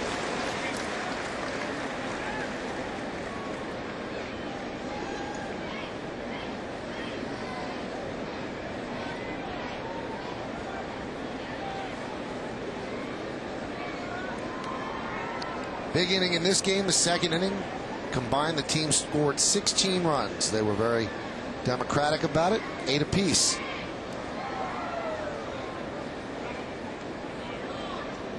And Richard trying to distract Ron Vallone. Al, how much did it distract you when base runners did that? It depended upon how much jockeying they were doing, but it's distracting. You know, because if they get a real walking lead, you see where Alex is, he's just way off third base. Pretty easy to score on a ground ball to the right side, assuming that Fields gets out of there. It's not a double play ball. And what you're taught to do as a runner on third base, and I think Richard did the incorrect thing there, is when you have a left-hander, when he throws to first, his back is to go down the line a little bit, because if the ball gets away from the first baseman, you might be able to score. So if he throws to first, go down a little bit, because Phillips is not going to throw the ball back across the diamond. You get back to third too easy. So be aggressive. Put pressure on all the fielders. Well, Vallone needs a strikeout here or a double play. Count 1-2. Well, they've announced the crowd here at the stadium, 54,869. That's 25th sellout of the year. As the day has moved along, a lot of seats in the wings of the upper deck are open. A lot of camps, and they have time limits to keep the kids out. So it's over a 3-hour game right now. The 1-2. Foul back. Especially in left field, there are a lot of kids with light colored shirts up there. You see those kids are all in blue, and that's the Bill Walton camp or the Grateful Dead camp, one of those two. Last night Andy Pettit had some success going in on Fields with that cutter down and in. If he could throw that same pitch that he threw to Uribe, he might be able to strike him out, Ron Vallone. The 1-2 upstairs. Well, it's also, Joe, as you know, it's a good ground ball pitch. The Yankees are set up for a double play. They're anticipating a ground ball. Josh Fields doesn't run very hard, so that ball that's got downward bite into the zone is a good ground ball pitch.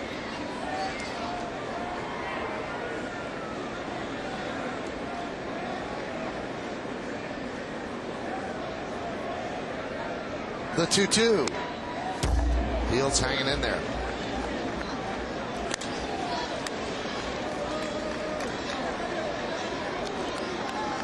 Josh Fields, a #1 draft pick at Oklahoma State. He was quarterback at Okie State.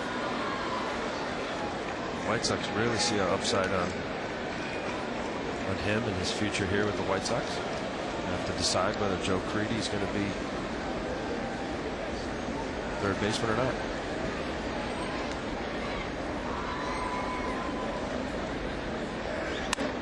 Popped up. That will not get a run in. Cano getting an angle. Tagging is Richard. Here's the throw. Here's the play at the plate. He's out. A double play. Scored 4-2. Richard gambled, and Cano has a good strong arm and fired a strike to Jorge Posada.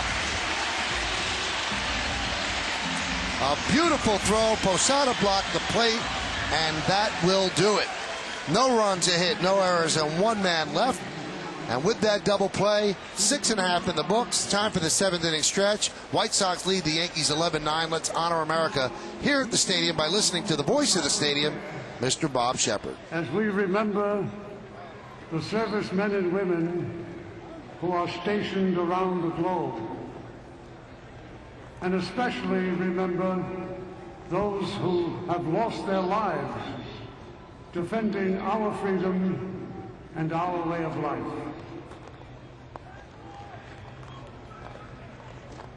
And now, please join Kate Smith as she sings God Bless America.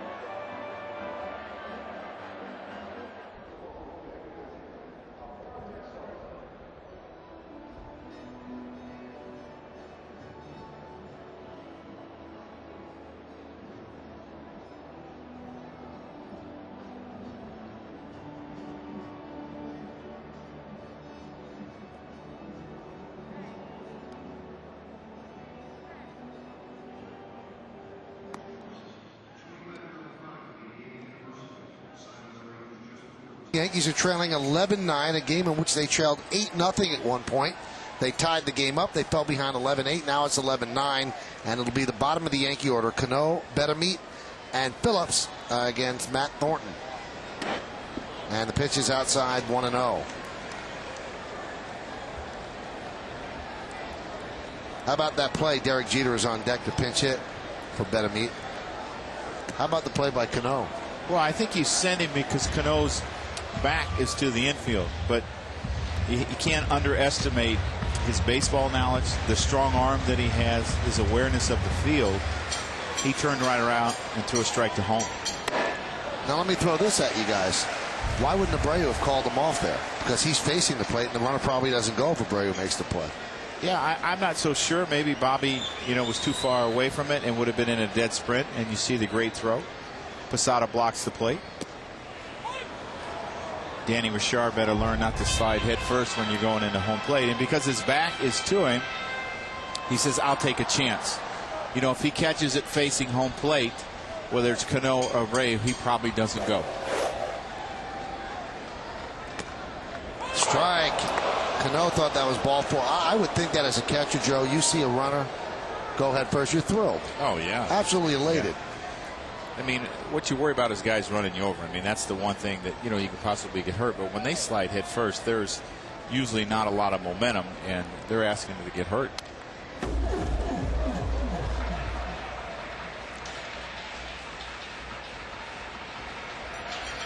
Count still 3-2. Yankees need a base runner with Jeter on deck. 11-9 White Sox lead.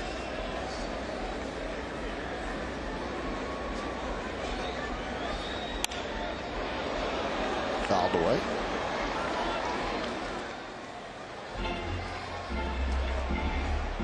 Matt Thornton, he's just smooth, easy cheese, isn't he? 96, 97 miles an hour. Looks like he got behind there on Robinson Cano and just stroking a fastball. It's got some life to it. Doesn't have the big breaking ball, though, like Boone Logan. And the 3-2. He walked him.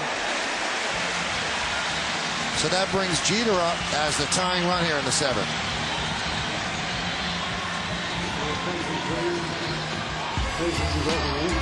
Now, Derek Jeter didn't start today. They're a little banged up. His shoulder had been bothering him from a play in Baltimore.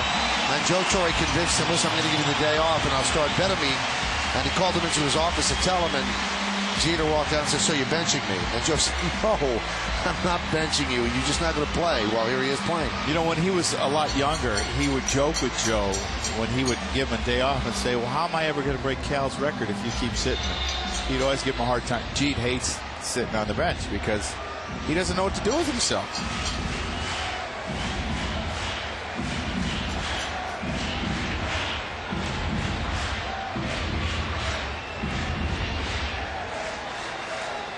Derek Jeter's only come to the plate 3 times in his career as a pinch hitter. He's 0 for 2 with a walk. And that doesn't mean he's not a good pinch hitter. It just means he starts all the time. And when he doesn't start, he's usually hurt and isn't available to pinch hit. But today it was just minor bumps and bruises, and Joe pushed the right button as Betamine hit a 3-run home run in the Yankees' 8-run second inning. Now Ozzie Guillen is going to go, I guess, going to go to the bullpen and bring in a right-hander. And Mike McDougal, hard-throwing right-hander, is ready out there. Still no signal yet. And now there is a signal, so he will go for the right-hander. McDougal used to close in Kansas City. They called him Mac the 9th then. Well, now he's Mac the 7th coming in.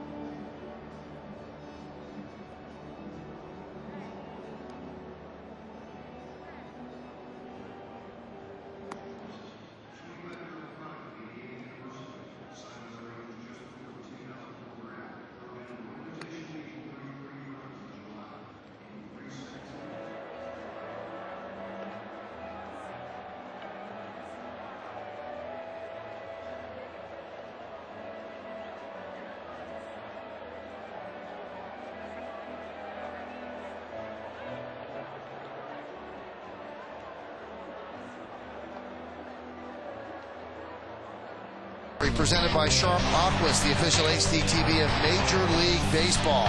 Wilson Betemit starts his Yankee career with a home run. Alex Rodriguez with a couple hits, still waiting on his 500. Jorge Posada with a couple more hits, and Bobby Abreu with a long home run. A great defensive play by Cano and Posada. It's been an exciting game. Seesaw back and forth, and here we are on the bottom of the 7th inning, and the Yankees are trailing 11-9. As Ozzie Guillen, the manager of the White Sox, goes to his 5th pitcher. Mike McDougal just came off the DL today, was at a rehab assignment in the minor leagues, and they sent down the knuckleballer who the Yankees have seen 2 games in a row, Charlie Hager, to make room.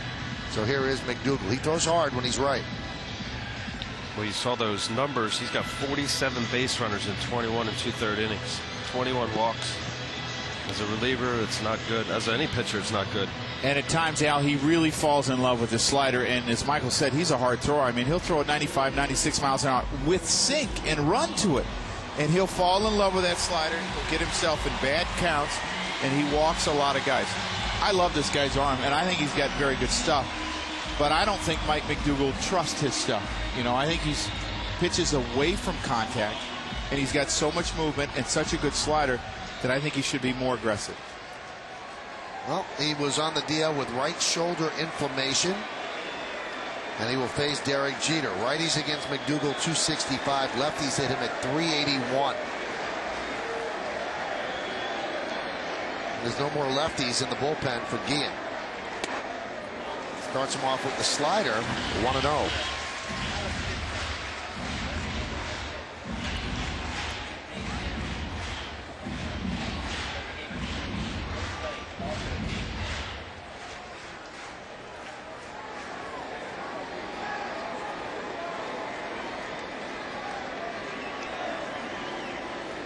We just heard the report on Darren Ernstad that he had cramps in both legs.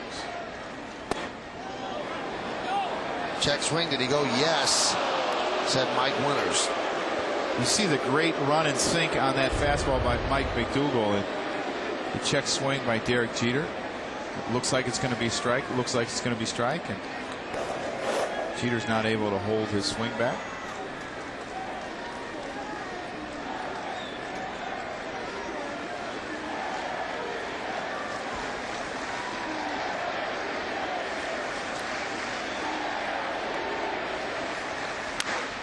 Grounded softly to third, but a kick's foul.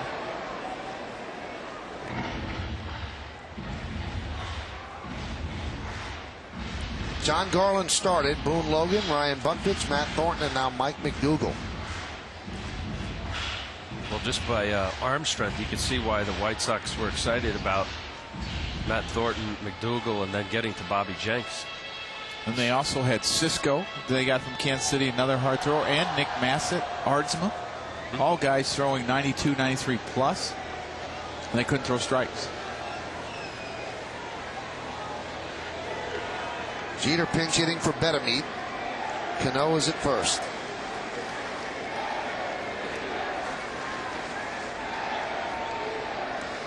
The 1-2 tied him up with a high fastball, and Jeter down on strikes. When McDougal throws strikes, he is very close to unhittable. His stuff is electric. You look at the pitch by McDougal. He starts him off with the slider. Derek Jeter's not biting on that pitch, and then he gets him on a check swing on a fastball that runs in. Throws him another fastball middle away, and then he throws this fastball. He's trying to go in, and you see the hard run in. And he doesn't have to be perfect with his strikes. He just has to throw strikes, to me, and be somewhat close, because a lot of the pitches that he throws are going to appear to be strikes, and then they're going to run out of the zone. That's some late movement right there. Andy Pettit with a ground ball. Base hit. Andy Phillips checked that. As Cano goes to second. So Phillips is 2 for 4. You know, the difference is when the ball is down, it has a lot more sink. It will almost disappear out of the zone. And when you get it up, it's more flat. It runs across. And those are the easier ones for hitters to hit, like Andy Phillips got there.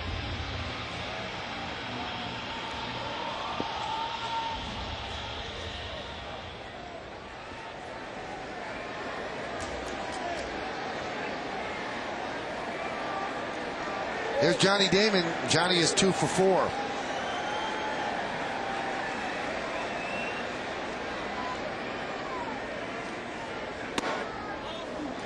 Johnny had some comments in the paper yesterday questioning where his place was on this Yankee team once Giambi got back and whether or not he would be traded. But he told our Kim Jones today, said, you know, I might have talked out of frustration. I understand exactly what my role is, and I have no problem with it whatsoever.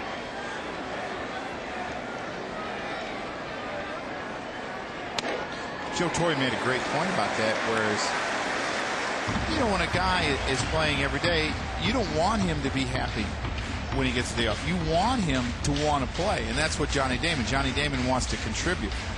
And he has been contributing the month of July very well, scoring a lot of runs.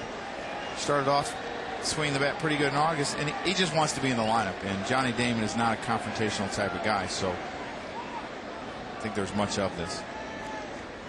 The 2-0. Line drive. Oh, caught by Konerko for the double play. You cannot hit the ball harder than Johnny Damon just hit that one. But Konerko is a slick fielding first baseman. He pulled it down, fired to Uribe for the 3-6 double play. That would have been a double, and the Yankees would have been down 11-10. Konerko starts the double play. We go to the 8th.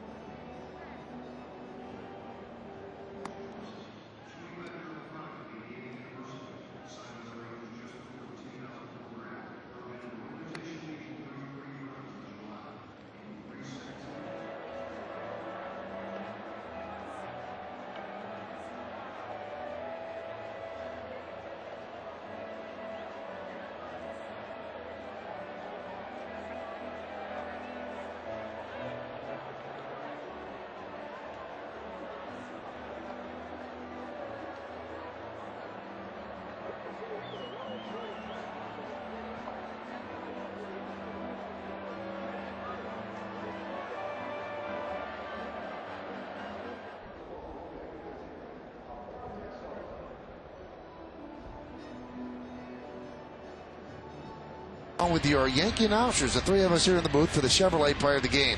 Text your vote to 58772, or for more information, visit ChevyOffers.com. You can vote right up until the end of the game. Vote now and make your voice heard. Today's candidates are number 1, Bobby Abreu, number 2, Jorge Posada, number 3, Jermaine Dye, and number 4, the newest Yankee Wilson Betemit. Standard text messaging rates apply. So Kyle Farnsworth came in, and now they're having a meeting at the mound. I think this is about Posada. Maybe the long day back there, the heat's gotten to him a little bit. Well, Tony Pena says that he'll warm up Farnsworth. Here comes Jose Molina out of the bullpen. Day game after night game. It's extremely hot here at the stadium. When does it start to kick in, Joe? Well, how does it affect the catcher? Well, he could be cramping up. He could be a little bit dizzy. He could feel sick. You know, there's a lot of different things that could be going on with Jorge. And, you know, Jorge plays every day, and very seldom he gets a full day off. And he might have become a little bit dehydrated. Something we talked about could happen to you if you played on a day like today where you lose 15 to 20 pounds. Now, let me ask you this, Joe. As a catcher, did you ever have to have intravenous fluids on a hot day? Never. Never. Never. You ever see it done to anybody? Oh, yes. Oh, yes. Where just drinking it's not enough, that you actually have to have it in the body. Right. Okay. Well, for Jorge Posada to leave a game You can see he's squatting down here, and then he's going to signal to the dugout that he's just not right. He's probably cramping up. This was right before he started to warm him up. And that's it. Yeah, and you see him limping there, and it looks like he might be cramping up in his hip or his hamstring a little bit. Like the guts of Tony Pena warming up Kyle Farnsworth, the guy who get it up at 98. No mask, no shin, nothing. Now Molina had to put the gear on, so he's all ready. Al, did you ever experience that? You ever see a teammate intravenous fluids? No. I know guys have lost a lot of fluid, but I can't remember anybody having to go to the hospital or. Oh, they used to do it at the park. They used to do it right at the park. Team doctor hook up, the fluids and do it right at the park. Well, Molina is in there now. He can do the job defensively, but you'll see there by the Yankee lineup card, it'll be 2, 3, and 4 coming up for the Yankees in the 8th inning. Then you've got Matsui, and you'd much rather have Posada come up than Jose Molina, but Molina will be batting in the number 6 spot. You see what Kyle Farnsworth has done. But you know what, Michael? On that given day, anyone can be the hero. So, obviously you want the guy that's been the hitter year after year after year, but could be Molina's day. Well, it'll be Posednik, Konerko, and Przinski here against the hard-throwing right-hander Kyle Farnsworth. Yankees' 5th pitcher. And the pitch is low, 1-0.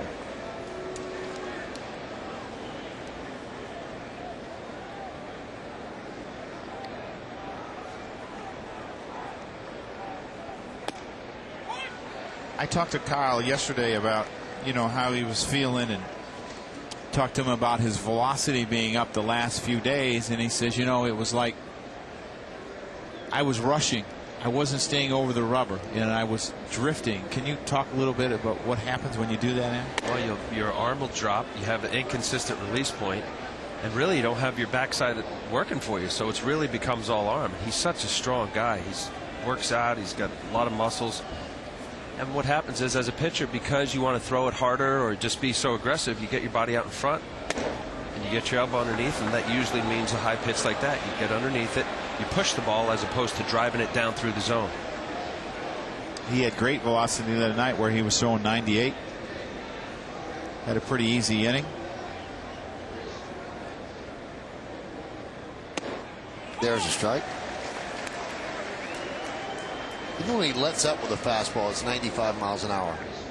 He's got an electric arm, and that's why the Yankees were not so anxious to trade him. That seemed to be the call from fans in New York. You've got to get rid of this guy. And Joe Torre said we weren't in any hurry, and we weren't going to hold a fire sale.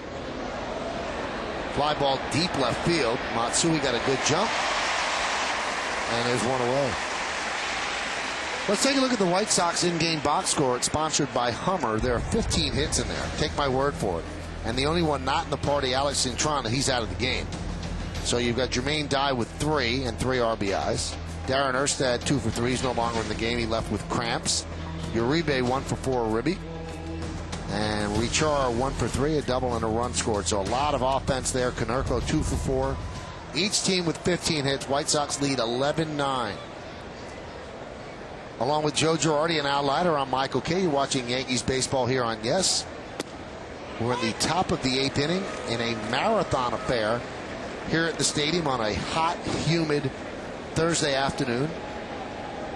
White Sox led 8-0 after an inning and a half, knocking Roger Clemens out of the game. But the Yankees came back with 8 of their own in the bottom of the second, knocking John Garland out of the game. Check swing, did he go? Yes, he did, said Mike Winters. Boy, is that the wrong last name for a day like this. A lot of times at the end of the game, you see the check swing here. He does go. Good slider by Cal Farnsworth. 90 miles an hour. You talk about the time of the game. Now, is this a manageable or? I don't say that anymore, but this is far from manageable. Anything under 3 hours used to be manageable. Because I think a well-played Major League Baseball game should be under 3 hours. And you look at National League times, it's amazing. how much quicker National League games are than American League games. I guess that has to do with the pitcher hitting, and there's not as much offense. But Yankee games always are 3-hour affairs. Now this is closing in on 4. High drive, deep left, backing up Matsui. He's on the track. He's at the wall. See ya! Home run, Paul Konerko. A solo shot. And Chicago lead New York 12-9.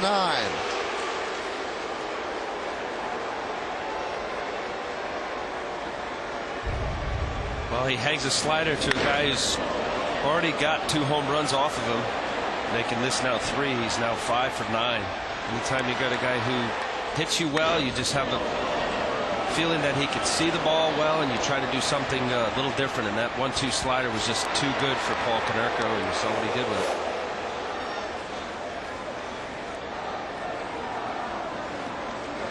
A.J. Przinsky with a big swing on a 98-mile-an-hour fastball.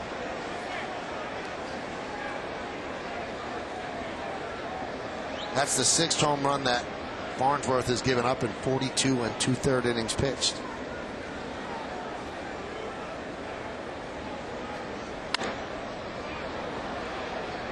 I mean, you knew the guys that you bore out, and vice versa, right? Yes. The guy who owned you. You know as a hitter, you know the guys that you really struggle against as well. And it was either or yeah. I see it. You see the ball. Yeah. I mean, that's the difference. Or vice versa. Or right. the guy you just, no matter what you do, throw him meatballs right down the middle, you can't hit it. I used to love when guys would come back to the bench and say the pitcher had nothing. I knew I wasn't getting a hit.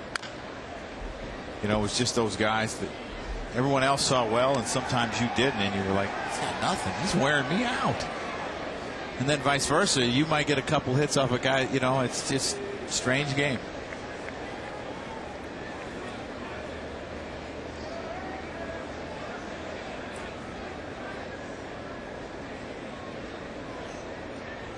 Swing and a miss. You know, the age-old argument, and I've always been on the side of baseball, as you see Przinsky swing through this, that there's nothing more difficult in an athletic endeavor than to hit a baseball. And it just shows you how great major league hitters are, even bad ones, that you can hit Kyle Farnsworth. This guy throws 98 miles an hour, and you see him give up home runs, and you see him get hit. It's amazing. It's amazing the hand-eye coordination to pull the trigger on a 98-mile-an-hour pitch. You don't even have a second to decide. Quarter second. 90-mile-an-hour fastball, you have about a half a second to decide.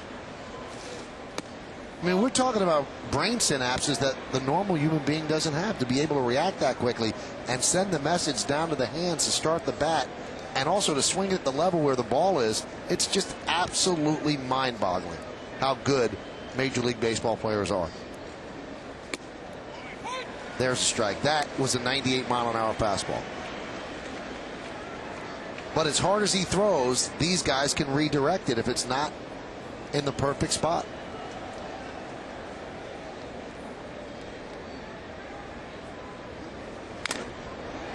That got a piece of Molina. Did you ever marvel at how somebody could turn around a pitch that's thrown that hard? Oh yeah, I mean, you used to watch. You know, I'd catch pitchers and hitters would say, you know, you'd hear them say, "Wow, I remember Brad Ausmus talking about Kerry Wood. He threw like a 92-mile-an-hour cutter. You know, he's throwing 90. He said the game's passed me by. Guy throwing a cutter this hard, you know." That's probably where his arm didn't hold up. Well, I think a lot of his was mechanics, and he's actually on the way back. I think he's had 8 rehab appearances. He's thrown around 94, 95, and they expect him back maybe here in a week or two to add to that Chicago Cub bullpen. They don't think he could ever start again, right? I'm not so sure they're saying that, but they think it's easier to get him back as a reliever because you don't have to build up, you know, pitch count. And what's the word on Pryor, the other hard thrower? He has surgery, so he will not be back this year. And the feeling on him was when he had the collision with Marcus Giles at second base, that it stretched the ligaments in his arm, and he was never the same after that. In his shoulder, actually. The 2-2 fouled away. See, and Kyle right now has a little backup on his slider. And you get that from being on the side of it. Sometimes you see his arm down there. He actually made the motion. He threw a backup one to Konerko. He's also thrown some good ones today, but those are the mistakes that hitters jump on. Especially he's shown, or Dye has shown, he hasn't been able to get around on the fastball. You throw something a little off speed, you better make sure it's off the plate. You're doing the hitter a favor. That one's drilled deep to center field. Backing up Cabrera, looking up against the black. A solo home run for Jermaine Dye, and the White Sox now lead 13-9. Second home run of the day for Dye. He has 4 base hits, 4 extra base hits. Jermaine Dye has been a different hitter in the second half, and maybe he just said, you know what, I'm going to forget the first half. I'm going to forget being a free agent and what's going to happen next year. I'm going to concentrate on playing baseball. And he's done that. And you see this long home run, his second home run of the day. And you know, when you face a guy like Kyle Farnsworth that throws that hard, all you have to do is get the barrel of the bat to the ball. He will provide all the power. Here's Andy Gonzalez, took over for Erstad, who left with cramps, and there's a slider strike. That's Dye's 17th career multi-home run game, and it's his first 4-hit game of the year.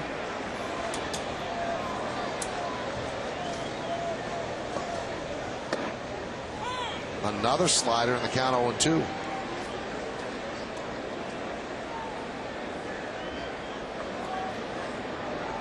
Well, after being punished by the Yankees, 13 home runs in 2 games, the White Sox going long ball today with 3 of their own. The 0-2. Foul back.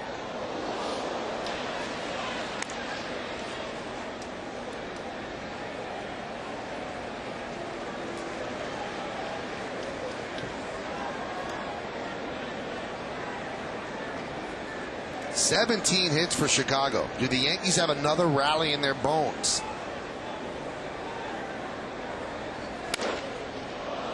Saw it off the bat, and a ground ball through Robinson Cano. That's his 2nd error of the game. A guy who's been playing Gold Glove caliber defense makes his 2nd error. And the error in the 2nd inning eventually allowed 5 unearned runs against Roger Clemens. See Robinson Cano, this comes up on this ball a little bit, and you know what? This is just shows me that players are human. You know, Robinson Cano has played such a great second base the last 60, 70 games, and he had a ball that came up on him a little bit. And then this one, he came up on.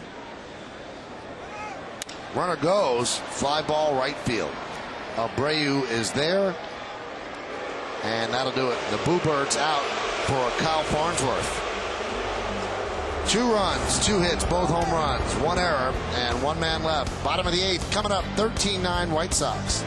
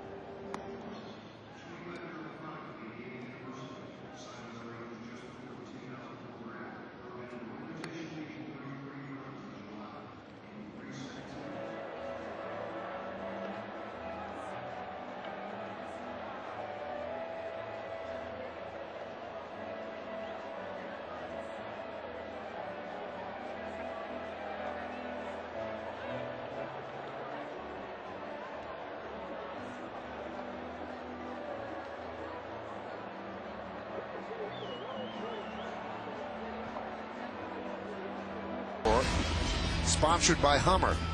15 hits for the Yankees. Everybody in the starting lineup picked up a hit.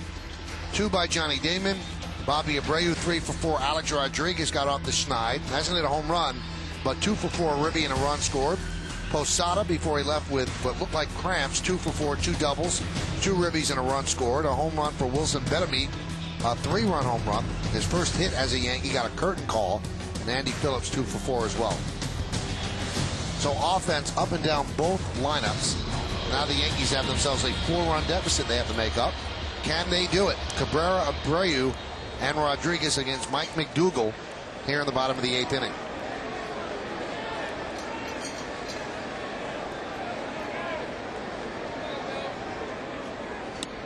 And there's a strike. It's amazing sometimes how quick a game can change. Johnny Damon lined out the inning before with runners on first and second, and it would have been 11-10 if Konerko doesn't catch the ball with runners on second, third, and 1 out, and you end up hitting into a double play, and then all of a sudden they add 2 runs. Squibbed out towards short, Uribe, and they get Cabrera. And where it seemed like you were making a comeback, you know, all of a sudden it's a much bigger lead. Now, we told you that McDougal was on the DL with shoulder inflammation, and the old adage, Al, is you don't really learn how to pitch unless you hurt your arm. Did you feel you learned how to pitch after you hurt your arm? Yes. Just out of necessity because you didn't have as much? That, and also I realized when I continued to hurt my arm, I had 2 shoulder operations, that I was doing something incorrect with my mechanics, and I basically blew up my mechanics and started over as though you were teaching a little leaguer. And I think, you know, guys that repeatedly get hurt, or there's a ineffectiveness that's constant, you got to look within as to why you're not getting people out. You know, if it's a health issue, well then get yourself healthy and look into it and see as to why does the pitcher continue to get hurt. And usually you can point it out on the mechanics. If a guy throws it, you know, there's various things in mechanics that'll create undue strain. It's not a normal motion for a human being to pitch a baseball over his head.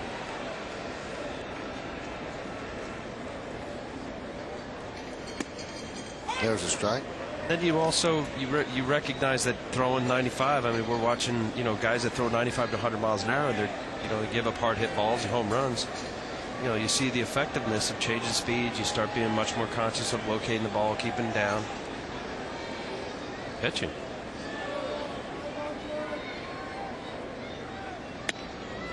There's a strike to Abreu, and the count 1-2. On deck is Alex Rodriguez.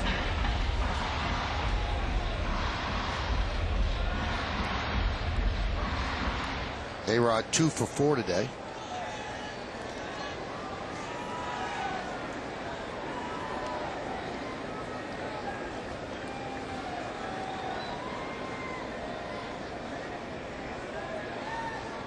And the 1-2.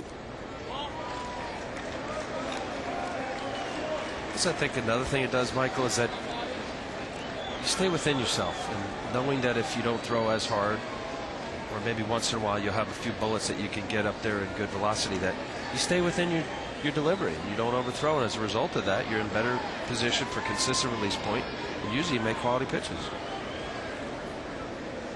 The 2-2. Grounded foul.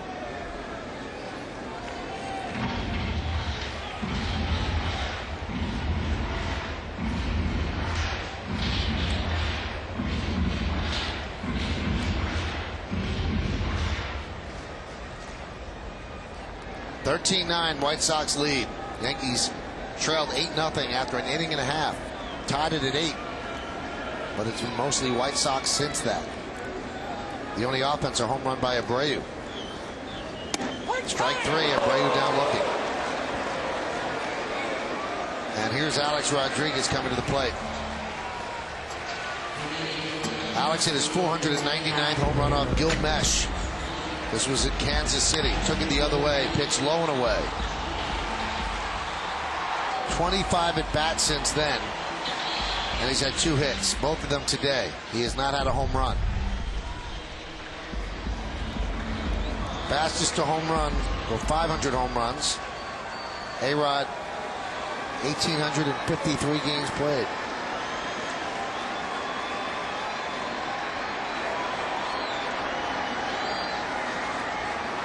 And the pitch. He will easily be the fastest age-wise. He was the fastest to get to 300. The youngest to get to 400. And now he will, when he hits this home run, be the youngest to get to 500.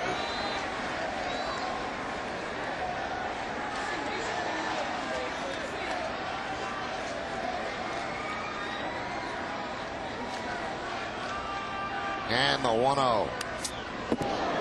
Overthrew that one just a bit. The count 2-0. And you know what? The velocity goes down. I mean, that fastball was only 93. And a lot of times when you overthrow, your velocity goes down because you're not what they call relaxed or free and easy.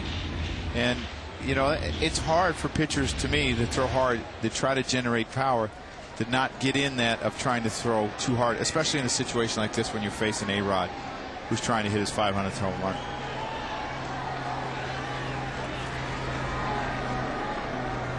It's like a hitter. Isn't it true? Your hardest hit balls are the nice, easy, smooth swing. You barely felt like you had muscled up at all. That's right.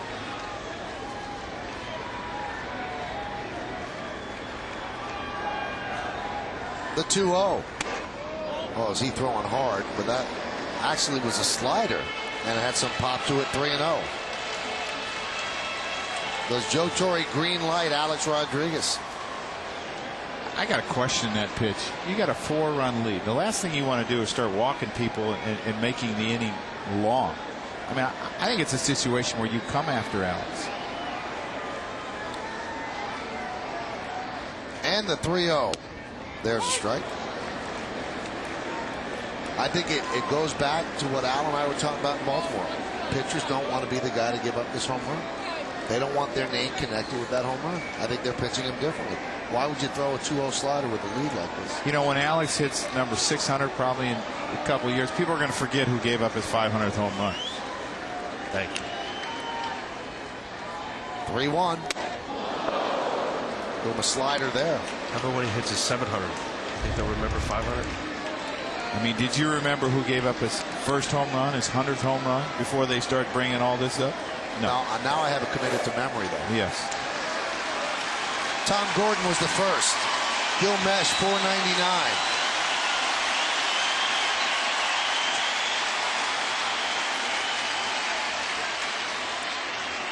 And the 3-2. Swing and a miss. He struck him out.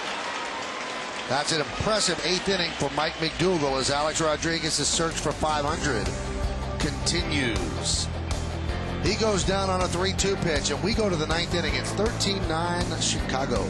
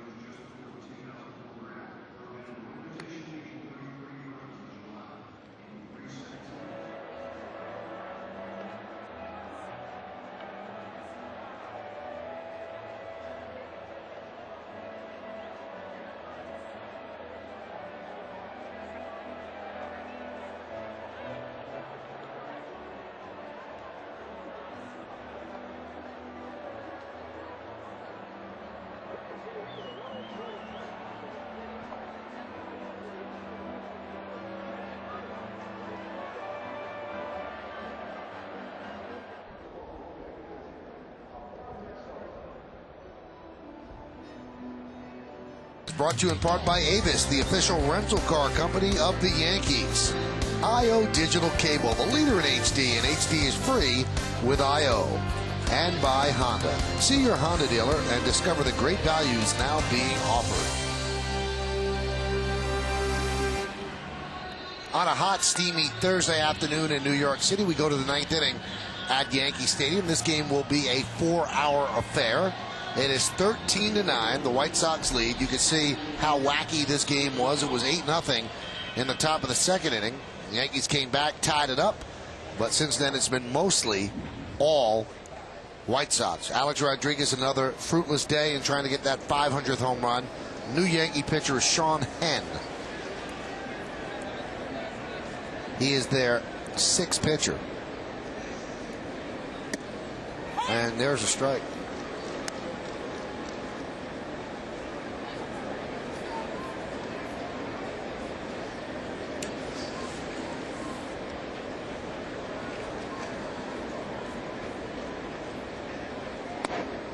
Pitch outside.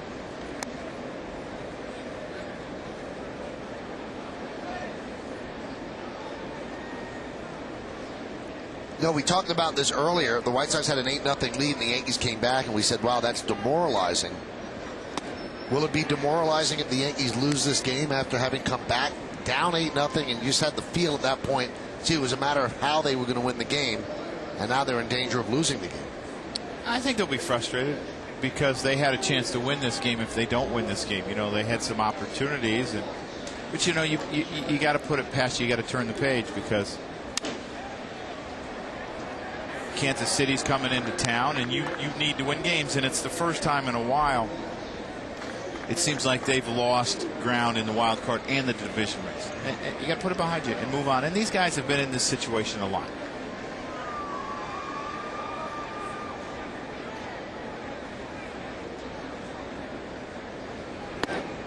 Missed outside. Count 2-2. Bobby Jenks is warming for the White Sox in their bullpen, so he'll come in and try to close it out. Got some credit to the White Sox, too, because despite being a team that's been hit with every single kind of punch this year, they did not give in when they frittered away an 8-0 lead. Instead, they battled back.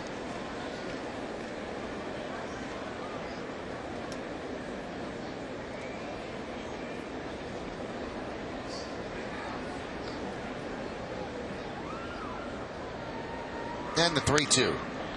Popped up. Left field. Matsui is there. And there's one out. Hey, Yankee fans, get another chance to see all the big hits and great plays another time around with WB Mason Presents Yankees Encore. Later after each game and again the next morning at 9 only on Yes.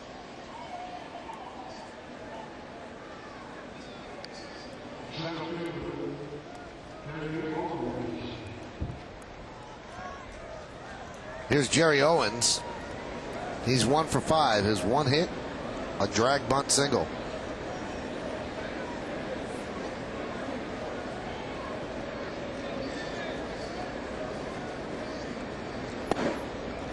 And a strike to Owens. Clemens started, knocked out. 1 out. No, with 2 outs in the second inning. Then Myers, Karstens, Vallone, Farnsworth, and Henn. Foul back.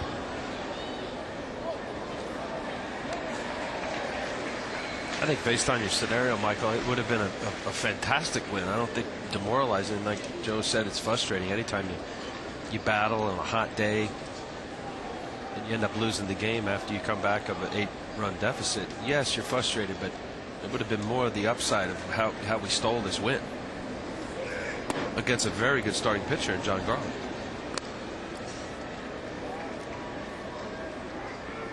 Players, you recognize where you are in the standings. The White Sox are out of it. The Yankees are very close to the wild card. 2 games back. Still have pride and you play the game right. No matter the score, if you're the pitcher, you're the hitter, it's about execution.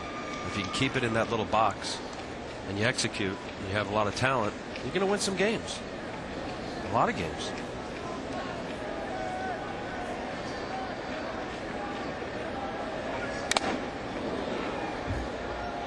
Boy, that went off the mask of Molina and ended up on the screen. Did you use the hockey mask? No, I did not. I was not comfortable using it. You know, they talk about the vision where you see better. Well, I'm kind of an old school guy. I thought I saw pretty well out of the other one. So Swing and a miss. Owens down on strikes here in the ninth inning. And the other thing was, being part of some organizations that were rich in tradition, that I just felt funny. You think about putting on a kind of the new wave thing. I felt kind of funny, the teams that I'd played on. Could have done it with the Rockies. That's right, I could have, but I chose not to.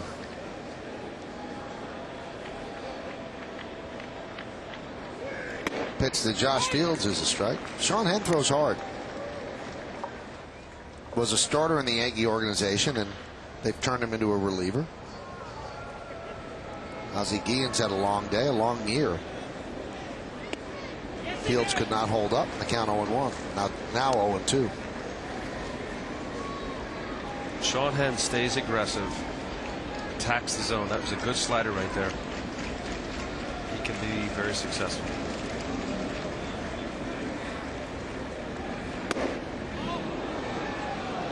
And the one thing that Sean Henn has is he has some angle out. Because he kind of throws across his body, and if he can consistently throw that slider over on left-handers, he could be very tough on him, because it's almost like it starts behind you if you're a left-handed hitter.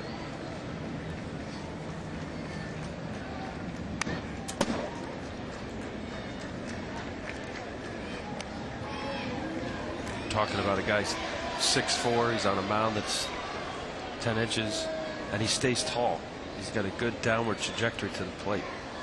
Anytime a hitter can only see part of the ball, the top half of the ball, it's tough to square up. The 1-2. When Molina came in for Posada, he's taking a beating back there. He was standing tall. The idea of trying to stay as high as you can and finishing hard down in the zone. You see a slider in the dirt. Molina gets off his leg. What you'll hear pitching coaches say: stay tall. 2-2. Swing and a miss. Impressive inning for Sean Henn. He strikes out 2, retires the White Sox in order. Bobby Jenks is coming in.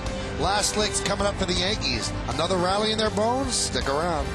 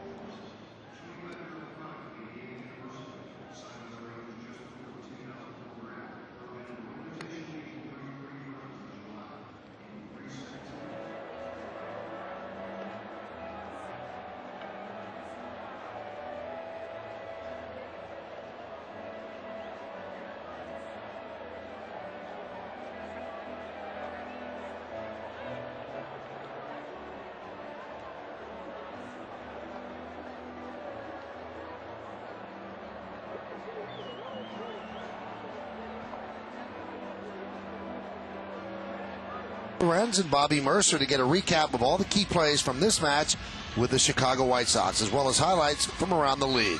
Plus, Kimberly Jones has the inside scoop from the clubhouse. The Nissan postgame. It's coverage you won't get anywhere else, and it's only on Yes. 13-17-0. 9-15-2, and the 2 errors Well, one of them is gigantic. Kind of turned this game farcical in the second inning. 3 runs against Roger Clemens, an error by Cano, which would have started an inning-ending double play, turned into 5 unearned runs. Cano, by the way, has made 2 errors today, and he had gone 56 consecutive games from May 20th to July 21st without an error. You see the numbers on Bobby Jenks, who pitched in yesterday's game, and he has 30 saves.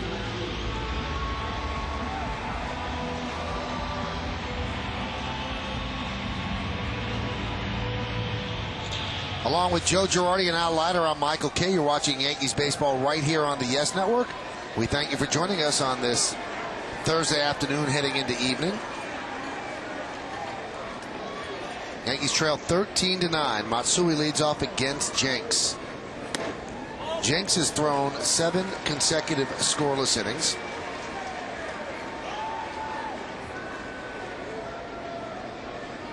The Yankees have had 25 comeback wins this year. The biggest deficit that they've overcome was 5 runs, and that was on April 7th against the Orioles, a game that ended on an A-Rod walk-off grand slam against Chris Ray, who's now on the DL.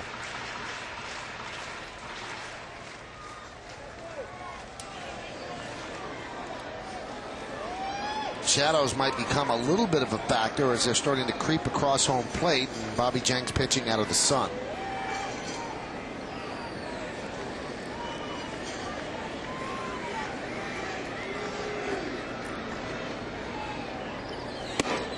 There's a strike.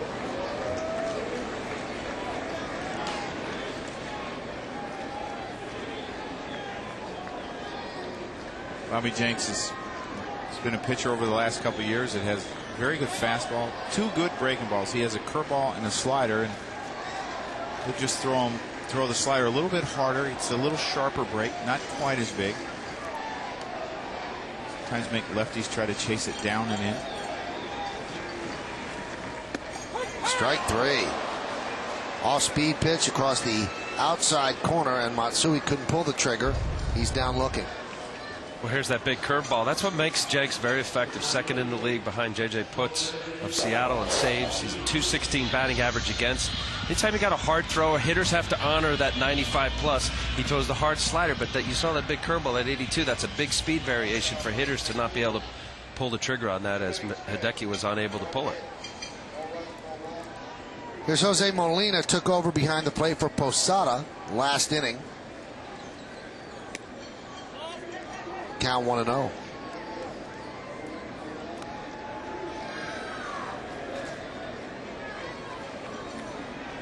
Usual for pitchers to have both a good slider and a curveball. Usually it affects either one. One will turn into a slurve. Popped up. Konerko bat, Richard bat, and they run out of room.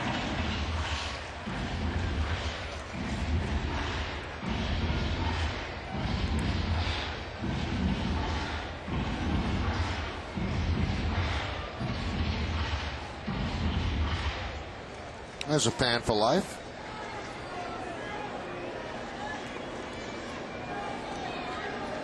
Did you ever get a ball? Never was a Park fan. as a fan? No. Nope. Never came close.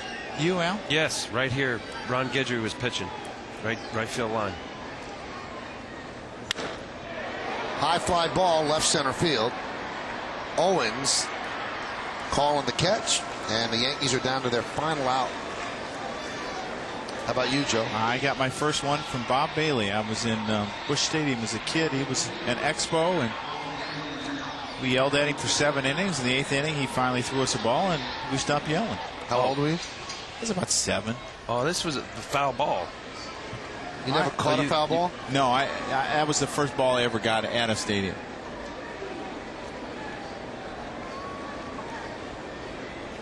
Here's Robinson Cano, last chance for the Yankees. You had the good seats then, huh? For him to be able to just flip you a ball. No, we were way down the left field line. It's a pretty far throw upper tank. Have to go upper deck to throw that ball in. Well, the more amazing thing is that we actually got it and didn't drop it.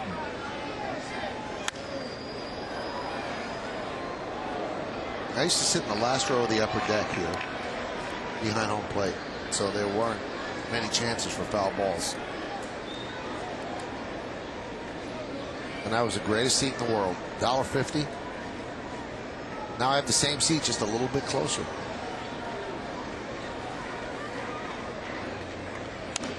You still have that ball, Joe? No, unfortunately, we played with it in the yard a few too many times and I lost it. But we put it to good use. Yes.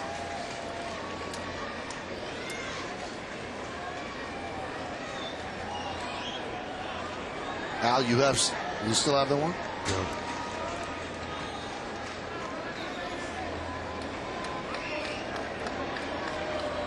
And the 1-2. Missed outside, 2-2. Derek Jeter is on deck.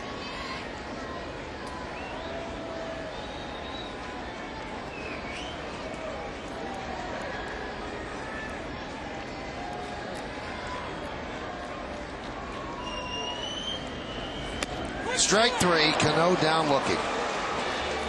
So the Yankees' last chance was that line drive by Johnny Damon that was caught by Konerko. After that, the next 6 went down in a row and 4 strikeouts. So Harold Baines and Ozzie Guillen with a big hug. A long day finally over.